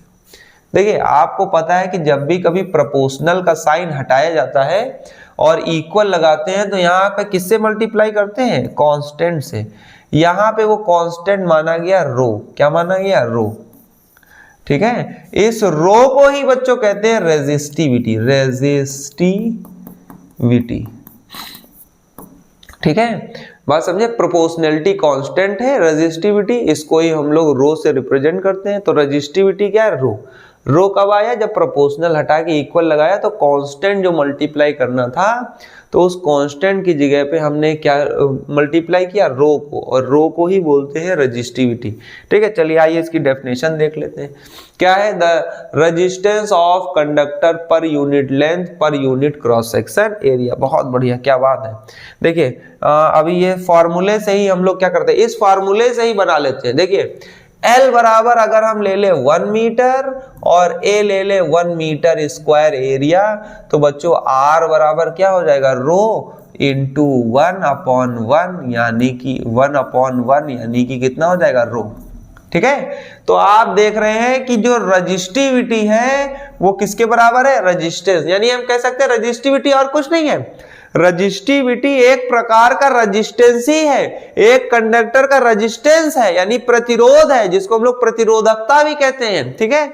लेकिन कब, जब आप कंडक्टर की लेंथ को 1 मीटर और उसका cross section area 1 metre square रख दे, यानी हम कह सकते हैं कि एक ऐसा कंडक्टर जिसका cross section area 1 metre square, जिसकी लेंथ 1 मीटर हो, तब इस कंडक्टर का जो रेजिस्टेंस होगा उसको हम लोग कहेंगे रेजिस्टिविटी। क्या कहेंगे, रेजिस्टिविटी, ठीक है। और रेजिस्टिविटी को रो से रिप्रेजेंट करते हैं बच्चों, और रो का फार्मूला भी यहां से निकालेंगे। देखिए रो के लिए क्या करते हैं, ये डिवाइड में इसको मल्टीप्लाई में भेजिए, और ये मल्टीप्लाई में इसको डिवाइड में भेजिए, तो रो बराबर हो गया बच्चों RA/L। तो देखिए फॉर्मूला मिल गया, रो बराबर होता है बच्चों RA/L। देखिए इससे आप लोग क्या करेंगे, यहां पर ध्यान दीजिएगा, इसकी यूनिट देखिए, यूनिट कैसे निकालेंगे। देखिए R की यूनिट होती है ओम, और एरिया होता है बच्चों मीटर स्क्वायर, और लेंथ होती है मीटर। मीटर से मीटर कट गया, यूनिट आ गया ओम मीटर। देखिए हमने फॉर्मूले से इसकी यूनिट को भी आसानी से निकाल लिया है, आपको इसको भी याद करने की जरूरत नहीं है। तो एसआई यूनिट जो होती है बच्चों वो क्या होती है, ओम मीटर। एसआई यूनिट जो है वो क्या है, ओम मीटर, ठीक है। और हमेशा याद रखिएगा रजिस्टिविटी को स्पेसिफिक रेजिस्टेंस भी कहते हैं, यानी जो प्रतिरोधकता होती है उसको हम लोग विशिष्ट प्रतिरोध भी कहते हैं। विशिष्ट मतलब विशेष परिस्थितियों में जो रेजिस्टेंस हो। कौन कौन सी विशेष परिस्थितियां हैं, उसकी सबसे पहला उसकी लेंथ 1 मीटर और कंडक्टर का जो एरिया है वो क्या है 1 मीटर स्क्वायर, ठीक है। तब जो रेजिस्टेंस आया उसको हमने कहा रेजिस्टिविटी, ठीक है। चलिए अब हम लोग पढ़ते हैं कॉम्बिनेशन ऑफ रेजिस्टेंस। बच्चों combination of resistance most important. देखिए इस पे ट्रिपल स्टार बनाइए, ट्रिपल स्टार बनाइए। काफी बार कॉम्बिनेशन से क्वेश्चन आ चुका है, या कहें कि प्रूविंग आ चुकी है, ठीक है। पैरेलल कॉम्बिनेशन और सीरीज कॉम्बिनेशन की प्रूविंग आ चुकी है। और इससे पहले बच्चों जो हमने पढ़ा इस पे भी आप ट्रिपल स्टार बना लीजिए। इसके ऊपर या तो डेफिनेशन या फिर न्यूमेरिकल से एक क्वेश्चन आना 100% गारंटी के साथ यूपी बोर्ड के एग्जाम में तो जरूर से जरूर आएगा। तो बच्चों इनको मिस मत करिएगा, ठीक है। अब आते हैं हम लोग कॉम्बिनेशन ऑफ रेजिस्टेंस। कॉम्बिनेशन का मतलब क्या होता है, संयोजन। बच्चों संयोजन का मतलब होता है जोड़ना, कॉम्बिनेशन मतलब जोड़ना। जब आप बहुत सारे रेजिस्टेंस को एक साथ जोड़ दें तो उसको कहते हैं कॉम्बिनेशन ऑफ रेजिस्टेंस, यानी कि संयोजन, प्रतिरोधों का संयोजन। अब देखिए प्रतिरोधों को यानी रेजिस्टेंस को दो तरीके से हम क्या कर सकते हैं, जोड़ सकते हैं, ठीक है। जिसमें से पहला जो तरीका है जिसको हम लोग कहते हैं सीरीज कॉम्बिनेशन, यानी श्रेणी क्रम में संयोजन। क्या होता है सीरीज कॉम्बिनेशन, जरा देखिए ध्यान से। देखिए सीरीज कॉम्बिनेशन में क्या होता है, रेजिस्टेंस के एक ही टर्मिनल को बच्चों, जब रेजिस्टेंस के एक ही टर्मिनल को आपस में जोड़ दिया जाए तब जो कॉम्बिनेशन बनता है उसको हम लोग कहते हैं सीरीज कॉम्बिनेशन, यानी कि श्रेणी क्रम में संयोजन। देखिए जैसे एक रेजिस्टेंस ये, एक रेजिस्टेंस के बच्चों कितने टर्मिनल होते हैं, रेजिस्टेंस के बच्चों दो टर्मिनल है, एक टर्मिनल ये और एक टर्मिनल ये, ठीक है। और एक हम दूसरा रेजिस्टेंस ले रहे हैं, एक ये दूसरा रेजिस्टेंस हमने ले लिया R2, इसके भी दो टर्मिनल हैं। एक और रेजिस्टेंस बच्चों हमने ले लिया जिसको हम लोग कह रहे हैं R3, इसके भी दो टर्मिनल हैं। अगर हम R1 का एक टर्मिनल और R2 का एक टर्मिनल आपस में जोड़ दें, लेकिन दूसरे टर्मिनल का इसके दूसरे टर्मिनल से कोई कांटेक्ट ना हो, आपस में कोई संयोजन ना हो, ठीक है। ऐसे ही हम लोगों ने R2 और R3 का एक टर्मिनल जोड़ दिया, लेकिन दो दूसरे टर्मिनल का इसके दूसरे टर्मिनल से कोई ज्वाइंट नहीं है, तो इसी को कहते हैं हम लोग बच्चों श्रेणी क्रम में संयोजन, यानी कि श्रेणी यानी सीरीज कॉम्बिनेशन, ठीक है। चलिए आगे बढ़ते हैं। सीरीज कॉम्बिनेशन में देखिए क्या होता है, सीरीज कॉम्बिनेशन में जो टोटल रेजिस्टेंस निकल कर आता है वो होता है R बराबर R1 plus R2 plus R3 dash dash dash. मतलब अगर आप तीन रेजिस्टेंस को जोड़ रहे हैं और आप जानना चाहते हैं कि टोटल रेजिस्टेंस कितना हुआ, तो वो फॉर्मूला होता है R बराबर R1 plus R2 plus R3। 4 लगाएंगे तो R4 भी जोड़ दीजिए, 5 लगाएंगे तो 5, N लगाते हैं तो N तक जोड़ते चले जाइए, ठीक है। तो चलिए आज हम लोग जो है इसकी प्रूविंग भी करते हैं, ठीक है। इसकी प्रूविंग करते हैं हम लोग, ठीक, कि ये फॉर्मूला आखिर आया कहां से। ये थोड़ी नहीं कि बस पढ़ लिया और हो गया, नहीं, ये फॉर्मूले की चलिए हम लोग प्रूविंग करते हैं। देखिए क्या होता है, मान लीजिए इसमें I करंट जा रही है। हमेशा याद रखिएगा जो सीरीज कॉम्बिनेशन होता है, जो श्रेणी क्रम में संयोजन होता है बच्चों, उसमें क्या होता है कि ये जो सीरीज चल रही है, ठीक है, इसमें एक खास बात है। क्या खास बात है, करंट सेम होती है, करंट सेम होती है, ठीक है। करंट में कोई चेंज नहीं आता, लेकिन वोल्टेज सबका अलग अलग। मान लीजिए इसका वोल्टेज V1, इसका V2 और इसका V3 है, ठीक है। तो हमेशा याद रखिएगा सीरीज कॉम्बिनेशन में करंट सेम होती है और वोल्टेज बच्चों अलग अलग होता है। वोल्टेज क्या होता है, अलग अलग होता है, ठीक है। तो ये वोल्टेज हमारा अलग अलग, तो हमने मान लिया पहले का V1, दूसरे का V2, तीसरे का V3, ठीक।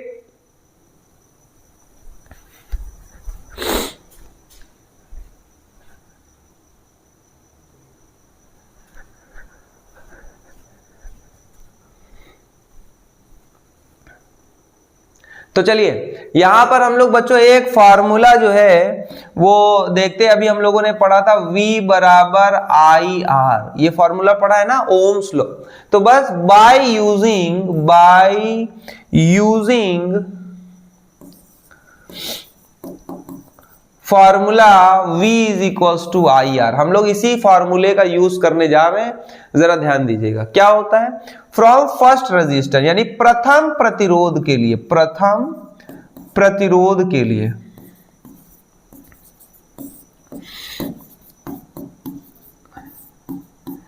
For the first resistor,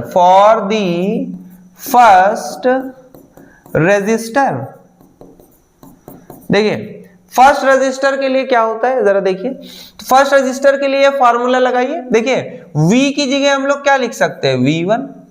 I की जगह क्या लिख सकते हैं बच्चों, I की जगह तो I है, कोई चेंज नहीं है।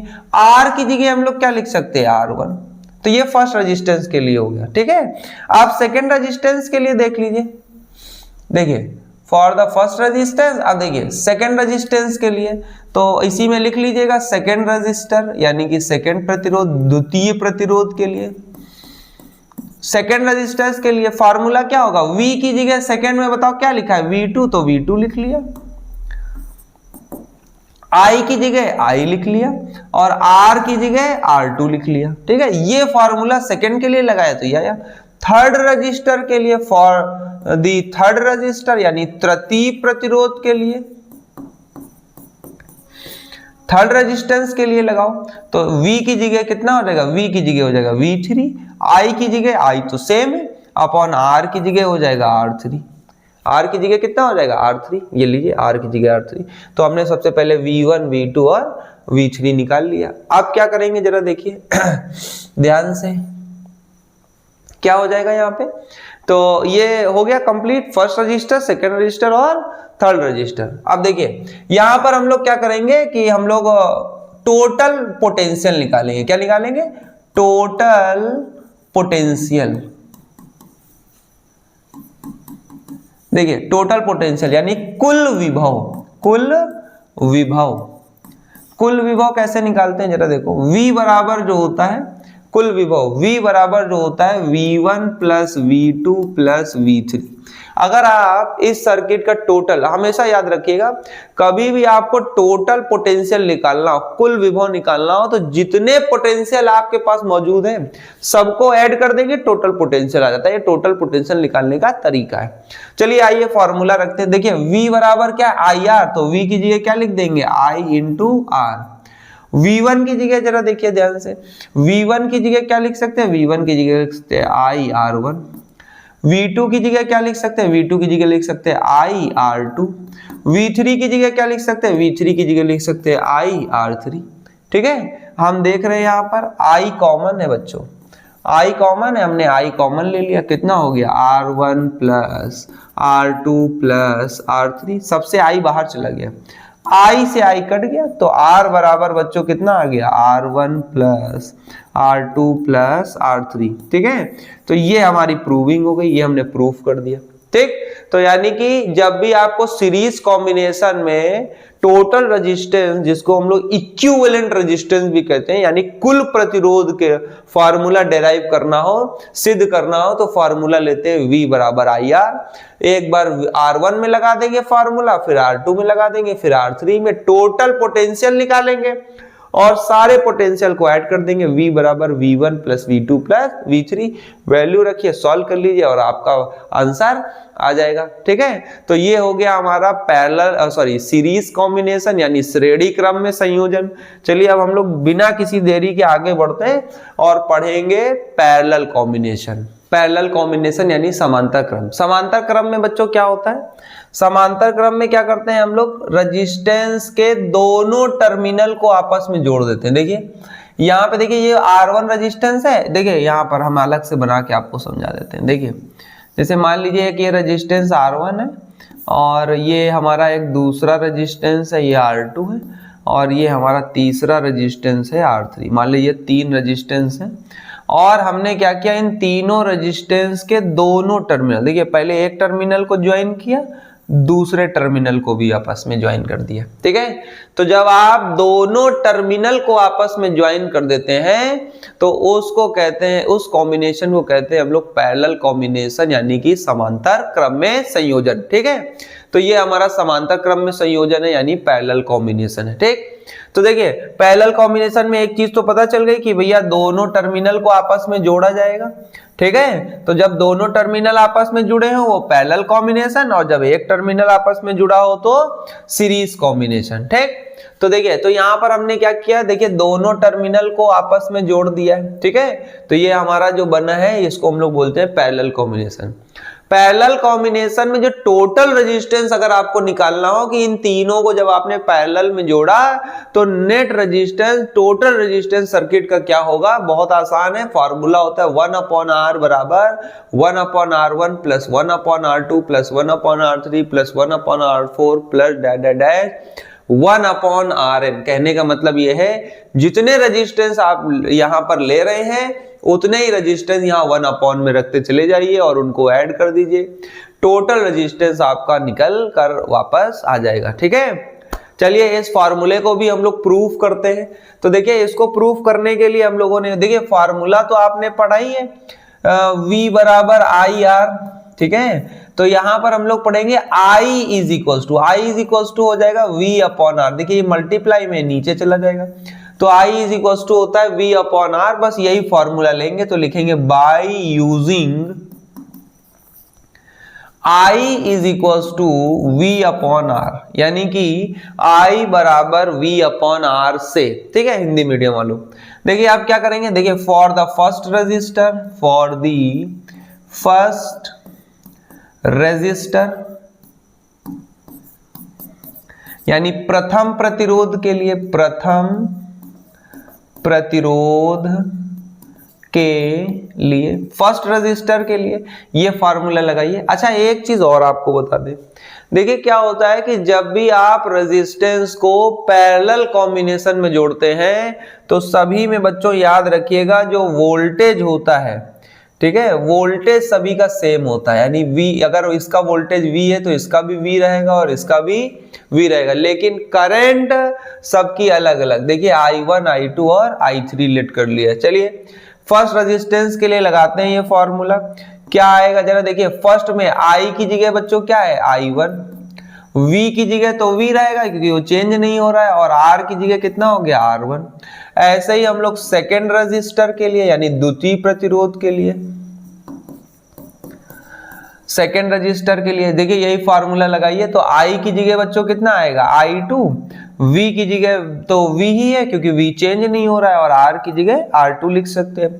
ऐसे ही हम लोग बच्चों क्या करेंगे थर्ड रजिस्टर के लिए, ठीक है, थर्ड रजिस्टर के लिए, फॉर दी थर्ड रजिस्टर यानी कि तृतीय प्रतिरोध के लिए I3 बराबर बच्चों हो जाएगा V/R3। ठीक है, अच्छा सीरीज कॉम्बिनेशन में हमने क्या किया था, टोटल पोटेंशियल निकाला था। यहां पे बच्चों हम लोग क्या करेंगे, टोटल करंट निकालेंगे। क्या निकालेंगे, टोटल करंट। चलिए इसको थोड़ा सा छोटा कर देते हैं।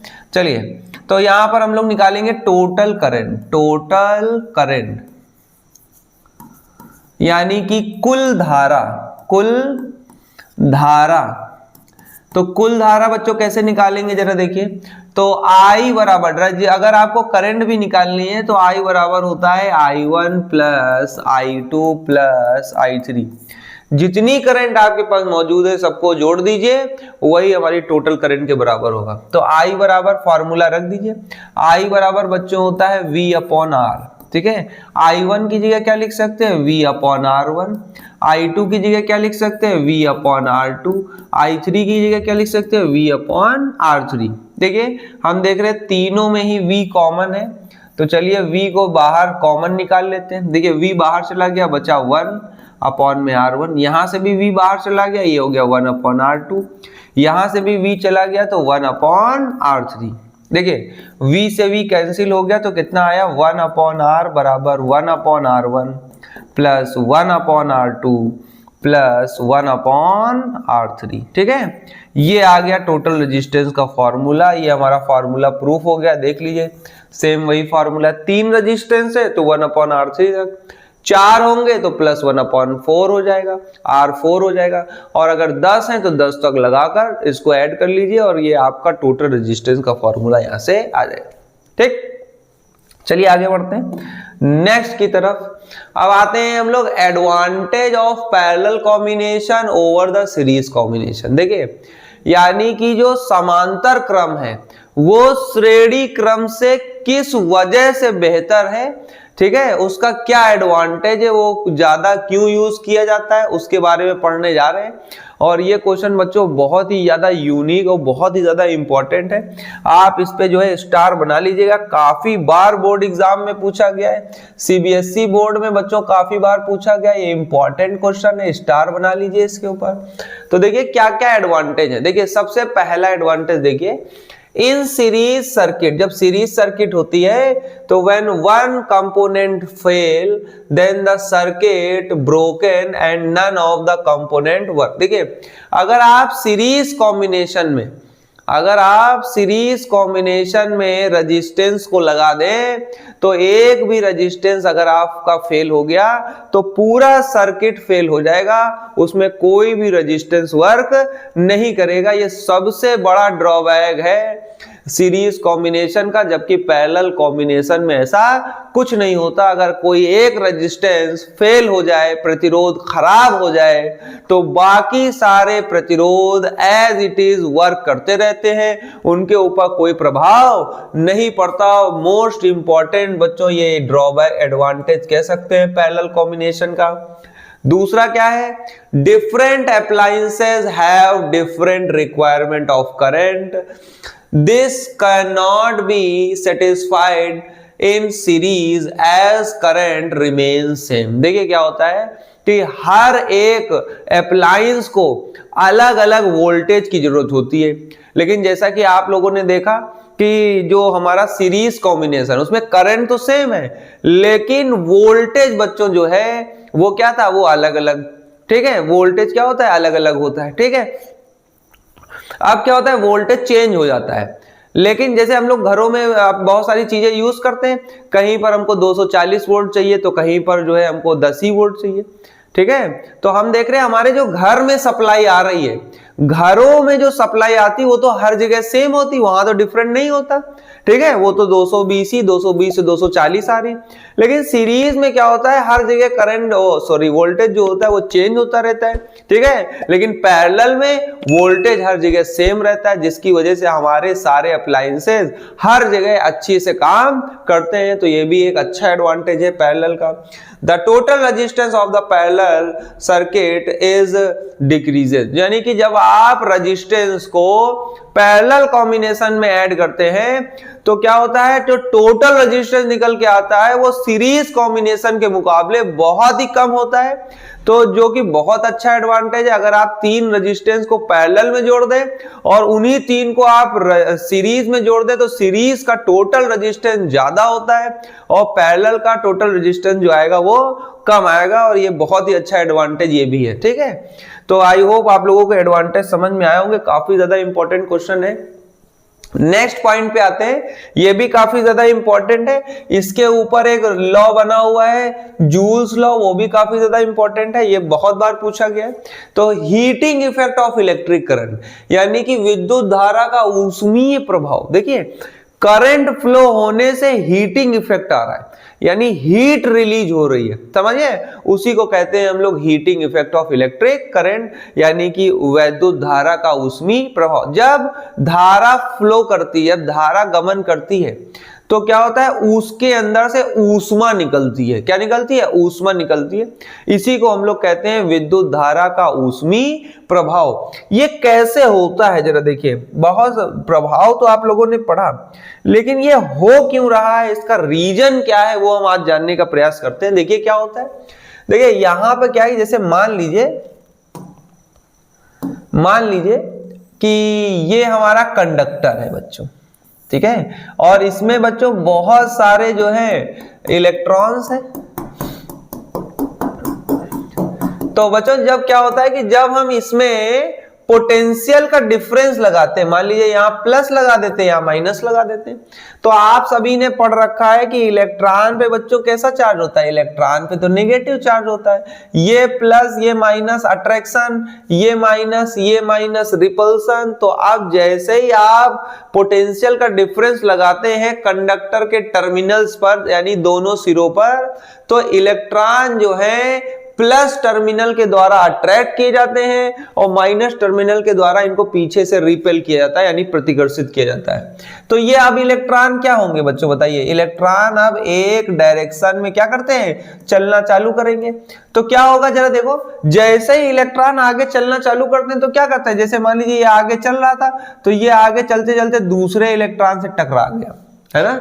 तो जब दो इलेक्ट्रॉन आपस में कोलाइड करते हैं तो उनकी एनर्जी में लॉस होता है, समझे कि नहीं।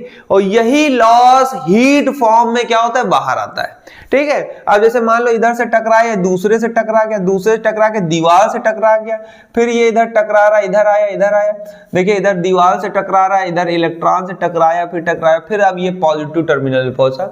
तो यानी कि हम देख सकते हैं कि इलेक्ट्रॉन एक टर्मिनल से दूसरे टर्मिनल तक पहुंचने में बहुत ज्यादा स्ट्रगल कर रहा है और उसको बहुत सारे कोलिजन से होकर गुजरना पड़ता है। तो जब इलेक्ट्रॉन किसी दूसरे इलेक्ट्रॉन से कोलाइड करे, यानी दूसरे इलेक्ट्रॉन से टकराता है या फिर कंडक्टर की दीवार से टकराता है, तो उसकी एनर्जी में लॉस आता है, उसकी एनर्जी कुछ कम होती है, वही एनर्जी हीट फॉर्म में बाहर निकलती है। इसीलिए जब करंट फ्लो हो रही है तो वहां से हीट रिलीज होना चालू हो जाती है। आपने देखा होगा मोटर वगैरह आपकी जो चलती है उसमें देखते हैं कि आपकी जो मोटर है काफी ज्यादा देर चलने के बाद वो गर्म हो जाती है। क्यों? क्योंकि क्या होता है कि वहां से देखो उसमें जो कॉइल होता है, कॉइल में करंट लगातार घूम रही है, घूमते घूमते क्या होता है कि वहां पर इलेक्ट्रॉन काफी एक दूसरे से टकराते हैं, जब टकरा रहे हैं तो बहुत ज्यादा हीट रिलीज हो रही है, तो वही हीट जो है वो बाहर आती है और जो कोर होता है, जो हमारी मोटर का जो कोर ऊपर का आउटर सरफेस है उसको क्या कर देती है, हीट अप कर देती है, ठीक है। तो इसी को कहते हैं heating effect of electric current, यानी वैद्युत धारा का ऊष्मी प्रभाव। आई होप आप लोगों को ये अच्छे से समझ में आ गया होगा, ठीक है। अच्छा, हीट को बच्चों एस से रिप्रेजेंट किया जाता है और इसके कुछ फॉर्मूले हैं। क्या क्या फॉर्मूले? H बराबर होता है V square T upon R, H बराबर होता है VIT, H बराबर होता है I स्क्वायर RT। देखिए जो लास्ट वाला जो फॉर्मूला है H बराबर I स्क्वायर RT, H बराबर I स्क्वायर RT, इसको हम लोग जूल्स लॉ भी कहते हैं। क्या कहते हैं? जूल्स लॉ, ठीक है। इसको भी हम लोग आगे पढ़ेंगे। अच्छा, हीट जो होती है वैसे तो ये जूल में आती है, किस में आती है? जूल में, ठीक है। हीट की एक यूनिट बच्चों कैलोरी भी होती है। क्या होती है? कैलोरी। और अगर आप हीट को जूल से कैलोरी में बदलना चाहते हैं तो जैसे मान लीजिए ये हीट का फॉर्मूला है V स्क्वायर R इंटू में T, ठीक है। ये तो जूल में था, अगर आप इसको कैलोरी बदलना चाहते हैं तो आप 4.2 से डिवाइड कर दें तो ये कैलोरी में बदल जाएगा, ठीक है। तो यानी कितने फॉर्मूले सारे, जैसे V into I into T लिखा हुआ है, ये जूल में है, अगर इसमें 4.2 से डिवाइड कर देंगे तो ये कैलोरी में बन जाएगा। तीसरा वाला फार्मूला भी देख लीजिए, H बराबर I स्क्वायर RT है, अगर हम इसमें 4.2 से डिवाइड कर दें तो ये भी कैलोरी में बदल जाएगा, ठीक है। तो अगर आपको हीट जूल में निकालनी हो तो ये फार्मूले लगा दीजिए, और अगर कैलोरी में निकालना हो तो 4.2 से डिवाइड कर दीजिए इसको, तो ये आपका कैलोरी में आ जाएगा, ठीक है। चलिए आगे बढ़ते हैं, नेक्स्ट पढ़ते हैं हम लोग जूल्स लॉ। क्या पढ़ते हैं बच्चों? Joules law of heating. देखिए जूल जो साइंटिस्ट थे, इन्होंने जो करंट फ्लो होने पर जो हीट बाहर रिलीज हो रही है, बाहर की तरफ निकल रही है, उस हीट के बारे में कुछ चीजें बताई। क्या बताई उसको देखिए। सबसे पहले उन्होंने बताया कि जो हीट रिलीज हो रही है is directly proportional to square of current. उन्होंने कहा कि जो हीट रिलीज हुई है वो करंट के स्क्वायर के डायरेक्टली प्रोपोर्शनल। कहने का मतलब था अगर करंट ज्यादा फ्लो कराएंगे तो हीट भी ज्यादा रिलीज होगी, जाहिर सी बात है। करंट ज्यादा है तो चार्ज ज्यादा है, चार्ज ज्यादा है तो कोलिजन ज्यादा है, कोलिजन ज्यादा है तो हीट लॉस ज्यादा है, और हीट लॉस ज्यादा है तो हीट बाहर रिलीज हो रही ज्यादा, ठीक है। तो करंट बढ़ाने पर हीट बढ़ जाती है, करंट घटाने पर हीट घट जाती है, ऐसा कहना था जूल्स का। किसका था? जूल्स का। तो और क्या बताया? जो हीट होती है directly proportional to the resistance, resistance के डायरेक्टली प्रोपोर्शनल, यानी H is directly proportional R, यानी रेजिस्टेंस जितना ज्यादा होगा हीट उतना ही। देखिए रेजिस्टेंस जितना ज्यादा होगा उतने ज्यादा कोलिजन होंगे, कोलिजन ज्यादा होंगे तो हीट लॉस भी ज्यादा होगा, ठीक। और क्या था? जो हीट जो होती है वो directly proportional to the time, यानी जो हीट है बच्चों वो टाइम के भी डायरेक्टली प्रोपोर्शनल। जितना ज्यादा टाइम लगेगा चार्ज को फ्लो होने में उतने ज्यादा कोलिजन, और जितने ज्यादा कोलिजन उतनी ज्यादा हीट लॉस, ठीक है। अगर आप इन तीनों को मिला दें तो H is directly proportional I square RT, ठीक है। और अगर हम प्रोपोर्शनल हटा के इक्वल लगाएं तो constant K I square RT आता है। K की वैल्यू जो होती है बच्चों बाय प्रैक्टिकल 1 मानी गई थी, तो H बराबर आता है, K की वैल्यू तो 1 हो गई तो I स्क्वायर RT, ठीक है। इसी को जूल्स लॉ कहते हैं। This is joules law, this is joules law, ठीक है। हिंदी मीडियम बच्चों यहां लिख लीजिएगा कि उत्पन्न ऊष्मा धारा के वर्ग के अनुक्रमानुपाती होती है या समानुपाती होती है, यानी कि H is directly proportional I square, H is directly proportional R, H is directly proportional T। तीनों को मिला देंगे फॉर्मूला आ जाएगा, है ना।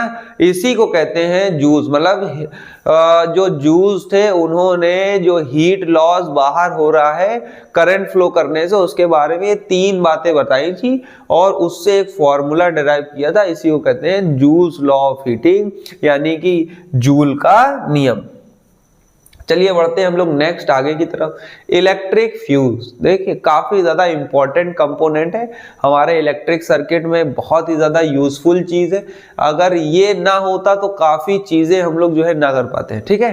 फ्यूज का काम देखिए पहले क्या है। देखिए फ्यूज जो होता है वो हमारे अप्लायंसेस को सेफ रखने में मदद करता है। आप सेफ कैसे रखता है? देखिए क्या होता है कि हर इलेक्ट्रिक सर्किट में आपको क्या होगा, एक फ्यूज, एक ऐसी डिवाइस देखने को मिलेगी जो ज्यादा वोल्टेज आने पर क्या होता है, इसके अंदर एक तार लगा होता है जो क्या होता है, गल जाता है, फ्यूज हो जाता है, ठीक है, जिसकी वजह से करंट सप्लाई बंद हो जाती है। यानी कि जब कभी आपके घर में बहुत ज्यादा वोल्टेज, मतलब जो तय वोल्टेज है 220 से 240 वोल्ट से ज्यादा अगर वोल्टेज कभी आ जाए अचानक से, तो ये फ्यूज जो होता है इसके बीच में जो तार लगा होता है वो क्या होता है, गल जाता है, जिसकी वजह से आगे कोई करंट सप्लाई नहीं हो पाती और हमारे अप्लायंसेस सुरक्षित रहते हैं, ठीक है। तो चलिए इसका हम लोग एक डायग्राम देख लेते हैं। देखिए फ्यूज जो होता है वो कुछ इस टाइप से होता है, आपने देखा होगा सर्किट में लगा होता है, यहाँ पर एक पत्ती लगी होती है और यहाँ पर एक पत्ती लगी होती है, और इन दोनों पत्तियों के बीच में एक तार जो होता है ये लगा होता है, ठीक। ये एक तार जो है इसके बीच में लगा होता है, ठीक है। इसको हम लोग सर्किट में लगा देते हैं, ठीक। तो अब इसमें क्या होता है जरा देखिए, यहां पर अब देखिए जब यहां से करंट सप्लाई होती है और इस तार से होते हुए सर्किट में आगे की तरफ फ्लो कर जाती है। देखिए अगर यहां पर ये फ्यूज था, अब जैसे मान लीजिए ये फ्यूज ब्रेक हो जाए, ये फ्यूज क्या हो जाए, अगर मान लीजिए वो जब ये ज्यादा वोल्टेज आता है ये तार ज्यादा वोल्टेज को सह नहीं पाता, ठीक है, बात समझे कि नहीं। तो क्या होता है कि जब भी 240 से ज्यादा वोल्ट आ रहा है, जैसे 500 वोल्ट आ जाए, 1000 वोल्ट आ जाए, तो ये जो तार है बच्चों ये बीच से क्या हो जाएगा, ब्रेक हो जाएगा। ब्रेक होने की वजह से जो आगे की सप्लाई है वो ठप हो जाएगी, ठीक है। ये क्या होता है, ज्यादा वोल्ट आता है तो ये क्या हो जाएगा, यहां से ब्रेक हो गया। अब ब्रेक हो गया तो करंट उछल के तो जा नहीं सकती, तो अब यहां से करंट की सप्लाई बंद हो गई, ठीक है। तो अब जब करंट आगे नहीं पहुंचा तो आगे सर्किट में गया नहीं, अप्लायंस तक पहुंचा नहीं, तो हमारे अप्लायंस सुरक्षित रहते हैं, ठीक है। तो फ्यूज बहुत ही ज्यादा इंपॉर्टेंट है, इसको आप लोग स्क्रीनशॉट ले लीजिए, अच्छे से पढ़ लीजिएगा, और कोई भी दिक्कत होती है उसको कमेंट सेक्शन में बच्चों जरूर लिखें, ठीक है। देखिए फ्यूज इस तरह से बना होता है, काफी जगह आपने देखा होगा, बाइक वगैरह में एक भी लगा होता है, ठीक है। ज्यादा करंट मिलने पर क्या होता है, ये फ्यूज उड़ जाता है और आप क्या करते हैं, फ्यूज चेंज करते हैं और फिर से करंट सप्लाई चालू हो जाती है, ठीक। चलिए देखिए ये फ्यूज का डायग्राम भी बना हुआ है यहाँ पर। देखिए इस तरह से आपने इलेक्ट्रिक सर्किट में देखा होगा।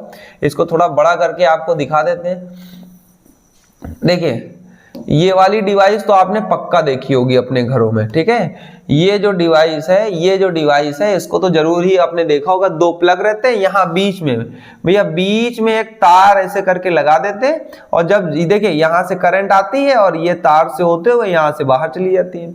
अगर यहाँ पे मान लीजिए क्या होगा कि ज्यादा वोल्टेज आता है तो ये बीच से ब्रेक हो जाएगा, आगे करंट नहीं फ्लो हो पाएगी, ठीक है। तो ये फ्यूज, ठीक, काफी अच्छा इंपॉर्टेंट पॉइंट था। चलिए अब आते हैं इलेक्ट्रिक पावर। इलेक्ट्रिक पावर क्या होती है जरा देखिए, the rate at which electric energy is consumed और डिसिपेटेड ऑफ इलेक्ट्रिक सर्किट। देखिए क्या होता है, कितने टाइम में कितनी इलेक्ट्रिसिटी जो है वो ली गई है, ठीक है, या कितनी इलेक्ट्रिक एनर्जी कंज्यूम कर ली गई है, उसी को कहते हैं उस सर्किट की इलेक्ट्रिक पावर, यानी कि वैद्युत शक्ति या फिर वैद्युत सामर्थ्य, ठीक है। तो वैद्युत शक्ति यानी वैद्युत सामर्थ्य को बच्चों P से रिप्रेजेंट किया जाता है।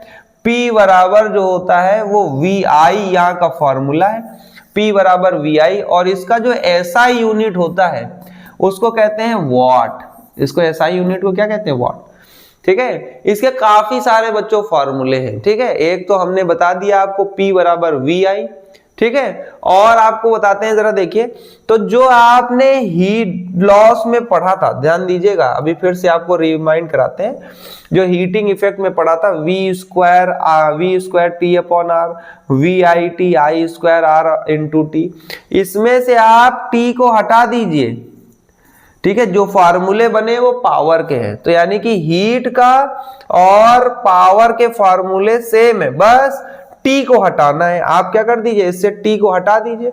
तो एक तो जरा हमारा क्या था, H बराबर कौन कौन से फॉर्मूले थे, H बराबर VIT था, H बराबर V square T upon R था, एक H बराबर I स्क्वायर RT था। देखिए यहां से T हटाया, P बराबर VI बन गया, यहां से T हटा दीजिए तो V स्क्वायर अपॉन R बन गया, यहां से बच्चों T हटा दीजिए तो यहाँ पे I स्क्वायर R बन गया, ठीक है। तो ये हमारे पावर के तीन फॉर्मूले हो गए, काफी ज्यादा इंपॉर्टेंट है। ऐसा यूनिट जो होती है वो पावर की, वो होती है वॉट। क्या होती है, वॉट। अब देखिए 1 वॉट है ना, 1 वॉट की डेफिनेशन कैसे लिखेंगे जरा देखिए। देखिए जैसे हम लोगों ने फार्मूला पढ़ा, P बराबर क्या होता है, P बराबर होता है VI, ठीक है। आप क्या करिए, वोल्टेज 1 ले लीजिए, करंट भी 1 एम्पियर ले लीजिए, ठीक है। वोल्टेज भी 1 वोल्ट ले लिया है और करंट भी 1 एम्पियर ले लिया, तो P बराबर क्या हो जाएगा, P बराबर हो जाएगा 1 इंटू 1। क्या हो जाएगा बच्चों, 1 इंटू 1, 1 इंटू 1, ठीक है। कितना हो जाएगा, P बराबर 1 वॉट, ठीक। ये 1 वॉट आ गया। चलिए इसी से डेफिनेशन बना लेते हैं। जब किसी इलेक्ट्रिक सर्किट में 1 एम्पियर की करंट फ्लो कराई जाती है और उसका जो वोल्टेज है वो 1 वोल्ट होगा, तब उस कंडक्टर का जो इलेक्ट्रिक पावर होगा यानी वैद्युत शक्ति यानी वैद्युत सामर्थ्य, वो कितना होगा, 1 वॉट, ठीक है। देखिए लिखा हुआ है 1 वोल्ट का विभवांतर किसी परिपथ में 1 एम्पियर की धारा प्रवाहित करता है। जब वैद्युत शक्ति कितनी होती है, 1 वॉट, तब उसकी वैद्युत शक्ति 1 वॉट होती है। Electric power is said to be 1 watt, यानी कि 1 वॉट इलेक्ट्रिक पावर तब कहा जाएगा जब 1 एम्पियर की करंट 1 वोल्ट पोटेंशियल डिफरेंस लगाने पर प्रोड्यूस होगा, ठीक। चलिए आई होप आप लोगों को समझ में आएगा। यहाँ पे देखिएगा 1 वाट जो होता है वो 1 वोल्ट एम्पियर के बराबर होता है। 1 किलोवाट जो होता है वो 10 की पावर 3 वाट के बराबर होता है, और 1 मेगावाट जो होता है वो 10 की पावर 6 वाट के। ये ऑप्शन में बच्चों आ सकता है, बहुत ही ज्यादा इंपॉर्टेंट है, स्टार बना लीजिए, इंपॉर्टेंट लिख लीजिए, इसको याद कर लीजिएगा, ठीक है। चलिए आगे बढ़ते हैं। नेक्स्ट आते हैं इलेक्ट्रिक बल्ब। बच्चों इलेक्ट्रिक बल्ब जो है ये भी आपका मोस्ट इंपॉर्टेंट, ये आपका लॉन्ग में आ सकता है कि इलेक्ट्रिक बल्ब का डायग्राम बनाइए और उसको डिस्क्राइब करिए, ठीक। तो इलेक्ट्रिक बल्ब आप देख ही रहे हैं कि क्या होता है कि ये इलेक्ट्रिक बल्ब का काम, सबसे पहले काम क्या होता है, ये इलेक्ट्रिसिटी लेता है और लाइट प्रोड्यूस करता है, ठीक है। और लाइट बच्चों इसमें ऐसा क्या है कि जो इलेक्ट्रिसिटी ले रहा है और लाइट प्रोड्यूस कर रहा है, ठीक है। तो इसमें बच्चों एक होता है फिलामेंट, जो बीच में एक तार लगा होता है। ये देखिए यहाँ पे बीच में देखिए एक तार लगा हुआ है, ये तार बच्चों टंगस्टन का तार है। यहाँ बीच में एक तार है, वो किसका होता है, टंगस्टन का तार लगा देते हैं। और इसमें क्या होता है, दो तार सप्लाई करते हैं, ठीक है। एक कांटेक्ट वायर एक वन कांटेक्ट वायर होता है, दूसरा दो वायर के बीच में यहाँ टंगस्टन का एक फिलामेंट लगा देते हैं। और क्या होता है, यहाँ पर एक कैप ग्लास का माउंटेड, यहाँ पे ग्लास की एक, इससे दोनों को क्या कर देते हैं, फिक्स कर देते हैं अलग अलग, ताकि ये दोनों तार प्लस माइनस एक में टच ना हो पाए, ठीक है। अब देखिए क्या होता है, नीचे यहाँ पर हम क्या करते हैं, इसमें एक कैप लगा देते हैं। कैप लगाने के बाद पीछे इलेक्ट्रिकल कांटेक्ट हो जाता है, यानी यहां से जो है इलेक्ट्रिसिटी जाएगी अंदर, ठीक। और क्या करते हैं, इसको एक ग्लास से कवर कर देते हैं, तो ग्लास चैम्बर होता है, ग्लास चैम्बर में बच्चों गैस भरी होती है, ठीक। तो क्या होता है कि ये जो टंगस्टन का फिलामेंट होता है, जब इसमें इलेक्ट्रिसिटी प्रोवाइड की जाती है तो ये हीट अप होने लगता है, और ये इतना ज्यादा हीट हो जाता है कि इससे लाइट प्रोड्यूस होने लगती है, ठीक है। तो इसकी वजह से बल्ब जो है वो क्या करता है, ग्लो करता है।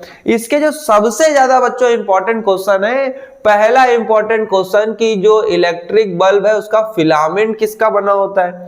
तो इलेक्ट्रिक बल्ब में जो बीच में फिलामेंट लगा होता है वो टंगस्टन का बना होता है। किसका बना होता है, टंगस्टन का बना होता है। और जो an electric bulb mainly argon gas, और इलेक्ट्रिक बल्ब में आर्गन गैस भरी जाती है और थोड़ी नाइट्रोजन भी इसमें यूज की जाती है। देखिए आर्गन के अलावा भी आ सकती है, हमेशा याद रखिएगा कि जो बल्ब होता है, बल्ब के अंदर हमेशा इनर्ट गैसें भरी जाती हैं, ऐसी गैसें जो किसी से रिएक्शन ना करे, वो जो गैसें यहाँ पर भरी जाती है, और मेनली हम लोग आर्गन का यूज करते हैं और साथ में थोड़ी नाइट्रोजन गैस भी इसमें मिला देते हैं। तो ये दोनों क्वेश्चन बच्चों मोस्ट इंपॉर्टेंट है, कई बार बोर्ड एग्जाम में आए हैं, ऑप्शन में भी आपको देखने को मिलेंगे, ठीक है। तो इसको जरूर याद कर लीजिएगा, ठीक। और ये डायग्राम हो गया, इसको आप बनाकर भी लिख सकते हैं, ठीक है, स्क्रीनशॉट वगैरह ले लीजिए।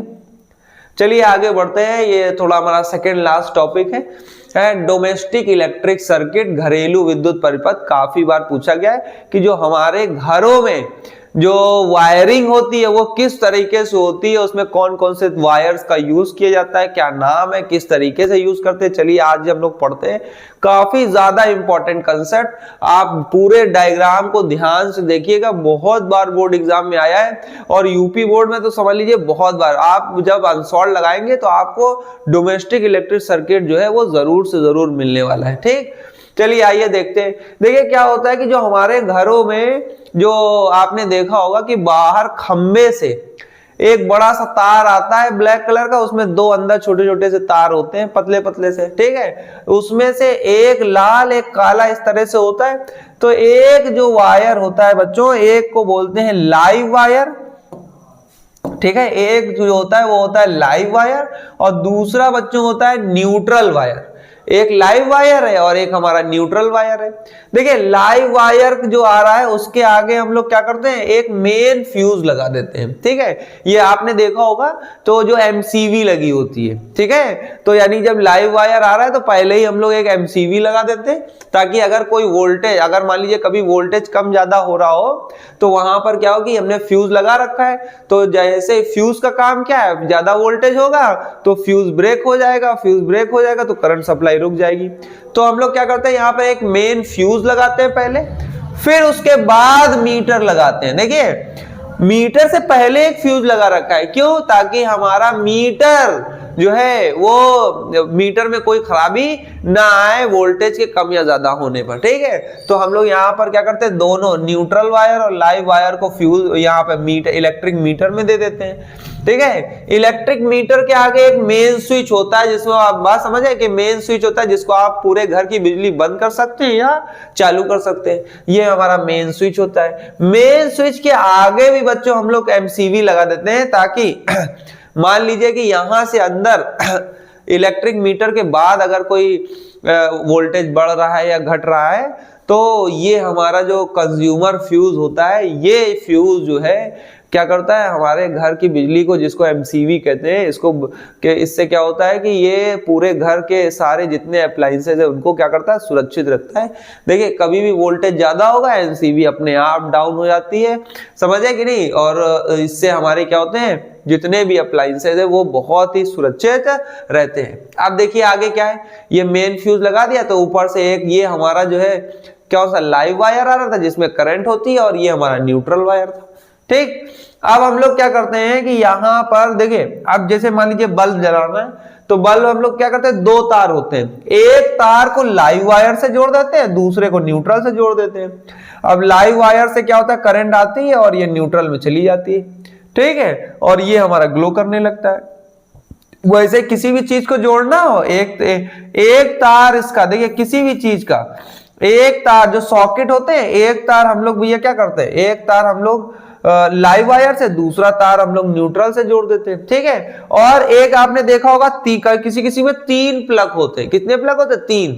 तीसरा प्लग बच्चों अर्थिंग का होता है, किसका होता है, अर्थिंग। ये देखिए सब में अर्थिंग दी होती है, यानी कि अगर कोई एक्स्ट्रा चार्ज डेवलप हो रहा है तो वो अर्थ में चला जाए, ठीक है। और अर्थिंग आपने 3 प्लग आपने देखा होगा जिसमें ज्यादा वोल्टेज की जरूरत होती है, ठीक है। जो जैसे फॉर एग्जांपल हमारा जो फ्रिज हो गया है ना, जो आपकी मोटर वाली मशीन हो गई, पानी वाली मशीन हो गई, या फिर आपने देखा होगा उसमें क्या बोलते हैं, प्रेस में देखा होगा, आयरन में देखा होगा, है ना, तो उसमें 3 प्लग लगे होते हैं, क्योंकि ये ज्यादा वोल्टेज खींचते हैं तो हो सकता है ज्यादा चार्ज डेवलप हो जाए, और जिसकी वजह से जो है शॉक लगने का खतरा रहता है। तो इसलिए हम लोग क्या करते हैं, इसको अर्थिंग से जोड़ देते हैं ताकि कोई भी एक्स्ट्रा चार्ज है तो वो अर्थ में चला जाए, ठीक है। समझ में आया कि नहीं आया? तो ये हमारा डोमेस्टिक इलेक्ट्रिक सर्किट है, यानी घरेलू विद्युत परिपथ है। इस तरीके से अब आप आगे जो है जैसे जैसे चाहे वैसे वैसे नए नए अप्लायंसेस को यहाँ पर जोड़ सकते हैं, ठीक है। चलिए हम लोग आगे बढ़ते हैं। नेक्स्ट हमारा लास्ट टॉपिक है, ये हमने क्या किया, कुछ जो है इलेक्ट्रिक सर्किट में बहुत सारी चीजें यूज होती हैं, जैसे बैटरी हो गई, स्विच हो गई, बात समझिए, रेजिस्टेंस हो गया, तो उसको किस तरीके से सिंबल के थ्रू हम लोग रिप्रेजेंट करते हैं, वो रिप्रेजेंटेशन है, उसको चलिए आइए समझ लेते हैं। जैसे सबसे पहले इलेक्ट्रिक सेल है ना, इलेक्ट्रिक सेल मतलब वैद्युत सेल। वैद्युत सेल को देखिए कैसे रिप्रेजेंट करते हैं, देखिए इसमें क्या होता है, एक बड़ी लाइन होती है, एक छोटी लाइन होती है, बड़ी वाली को प्लस, छोटी वाली को माइनस से रिप्रेजेंट करते हैं, तो ये होता है इलेक्ट्रिक सेल। इसमें क्या करते हैं, अब बैटरी में क्या करते हैं, बहुत सारे सेल, यानी एक से ज्यादा सेल को आपस में जोड़ दो तो वो बैटरी बन जाती है। क्या बन जाती है, बैटरी। प्लग को किससे रिप्रेजेंट करते हैं बच्चों, ये प्लग होता है, ठीक है। अगर खाली बना है, इसके अंदर कुछ नहीं है, इसका मतलब प्लग ऑन है, यानी स्विच ऑन है, ये स्विच का सिंबल है। और अगर स्विच ऑन है तो बीच में कुछ नहीं बना होगा, और अगर स्विच को ऑफ कर रहा हुआ है तो इसमें बीच में से डॉट रख देंगे, इसका मतलब है स्विच ऑफ हो गया, ठीक है। और अगर इस डॉट हटा दे तो इसका मतलब स्विच ऑन है, ठीक है। आप जरा देखिए ध्यान से, कहीं पर इस तरह से बना हुआ है, ये बना हुआ है, इसका मतलब ज्वाइंट है, यानी कि वायर को कहीं कट हो गया था, उसको हटा के दूसरा वायर उसमें ज्वाइंट किया गया, ठीक है। तो ज्वाइंट वायर को इस तरह से रिप्रेजेंट करते हैं, ठीक है। अगर मान लीजिए 2 वायर एक दूसरे क्रॉस हो रहे हैं, तो क्रॉस वायर को कैसे, मतलब एक के ऊपर एक वायर जो है वो क्रॉस करके जा रहा है, तो उसको कैसे रिप्रेजेंट करेंगे, जैसे मान लीजिए ये वायर है लेकिन टच नहीं कर रहे हैं, तो ये देखिए इसका मतलब होता है वायर क्रॉसिंग विदाउट ज्वाइनिंग, मतलब बिना ज्वाइन किए, बिना छुए वायर की क्रॉसिंग हो रही है, ठीक है। वायर एक दूसरे को पार करके जा रहे हैं। अच्छा, इलेक्ट्रिक बल्ब की बात करें, इलेक्ट्रिक बल्ब देखिए कैसा होता है। इलेक्ट्रिक बल्ब बहुत आसान, इलेक्ट्रिक बल्ब में क्या होता है, एक ऐसे आते हैं, ये एक कॉइल ऐसे बनाते हैं और ये बल्ब हो गया, ठीक है। कभी कभी यहाँ पर ऐसे भी लगा देते हैं, तो ये भी इलेक्ट्रिक बल्ब का ही साइन है, ठीक। फिर उसके बाद आते हैं रेजिस्टेंस यानी प्रतिरोध। प्रतिरोध को बच्चों किससे रिप्रेजेंट किया जाता है, प्रतिरोध को इस तरह से हम लोग लाइनें बनाते हैं, तो ये हमारा रेजिस्टेंस है, ये तो हम आपको पढ़ा ही चुके हैं प्रतिरोध। और आपको ये भी बता चुके वेरिएबल रजिस्टर यानी रोस्टर, उसमें क्या होता है, ऊपर एरो लगा देते हैं इस तरह से, ठीक। अच्छा 2 डिवाइसें होती हैं बच्चों, एक होता है, देखिए अगर कभी गोला बनाकर इस तरह से गोला बना दिया जाए, और गोला बनाने के बाद जैसे मान लीजिए ये गोला बना दिया और इसके अंदर लिख दिया A, ठीक है। तो ए का मतलब अंकित नहीं होगा, ए का मतलब यहाँ पर एमीटर की बात कर रहा है। एमीटर में एक तरफ प्लस होगा और एक तरफ माइनस। इसका क्या मतलब है? इसका मतलब है कि इसको बोलते हैं एमीटर। ये करंट को मेजर करता है। ऐसी डिवाइस जो करंट को मेजर करती है उसको एमीटर कहते हैं, और उसको ऐसे गोला बना के अंदर ए लिख देंगे, मतलब ये एमीटर को रिप्रेजेंट कर रहा है। गोला बना के वी लिख देंगे, यानी वो वी वोल्ट मीटर को रिप्रेजेंट करता है। वोल्ट मीटर क्या होता है? वोल्ट मीटर वो डिवाइस जो वोल्टेज को मेजर करती है, उसको वोल्ट मीटर कहते हैं, है ना। यानी विभव मापी कहते हैं, धारा मापी, विभव मापी, ठीक है। और अगर गोला बना के जी लिख दें तो उसका मतलब होता है गैल्वेनोमीटर। ये वोल्टेज को भी रिप्रेजेंट करता है, रिप्रेजेंट कर सकता है, और करंट को भी ये क्या कर सकता है? मेजर कर सकता है, ठीक है, दोनों को। और ये स्पेशली छोटी करंट को, मिली एम्पियर में जो करंट होती है उनको नापने के लिए गैल्वेनोमीटर का यूज किया जाता है। तो ये काफी ज्यादा इंपॉर्टेंट सिंबल थे। आई होप आप लोगों को अच्छे से समझ में आ गए होंगे। कोई बच्चों इंक्वायरी हो तो उसको कमेंट सेक्शन में लिखकर जरूर बताइएगा। और अगर अभी तक आप वीडियो में बने हुए हैं तो यकीन मानिए आपका अगला पेपर जो है बहुत ही अच्छा होने वाला है। आप लोगों ने इस चैप्टर में जितने भी इंपॉर्टेंट पॉइंट्स है वो सब बच्चों आई थिंक आप लोगों ने पढ़ लिए। और ये लास्ट टॉपिक हमारा इलेक्ट्रिक डायग्राम यानी सर्किट डायग्राम, जिसको हम लोग विद्युत परिपथ भी कहते हैं। आपसे पूछ सकता है कि सर्किट डायग्राम क्या होता है। सर्किट डायग्राम में बच्चों क्या करते हैं? एक बैटरी लगा देते हैं, स्विच लगा देते हैं और एक बल्ब को रिप्रेजेंट कर देते हैं, ठीक है। तो यानी कि ऐसा सर्किट, ऐसा डायग्राम जो इलेक्ट्रिक सिटी को रिप्रेजेंट करे, इलेक्ट्रिक डायग्राम कहलाता है। यानी कि सिंपल इलेक्ट्रिक सर्किट है ये। इलेक्ट्रिक सर्किट में कुछ नहीं करना, आप एक बैटरी ले लीजिए, स्विच ले लीजिए और एक बल्ब ले लीजिए और सबको का कनेक्शन कर दीजिए, ठीक। तो ये सिंपल हमारा जो है वो सर्किट डायग्राम, ठीक है। ये देखिए यहाँ पर सर्किट डायग्राम दिया हुआ है, स्विच है, बैटरी है और बल्ब, ठीक। तो आई होप आप लोगों को ये चैप्टर समझ में आया होगा। यहाँ से ये चैप्टर जो है पूरा दी एंड होता है।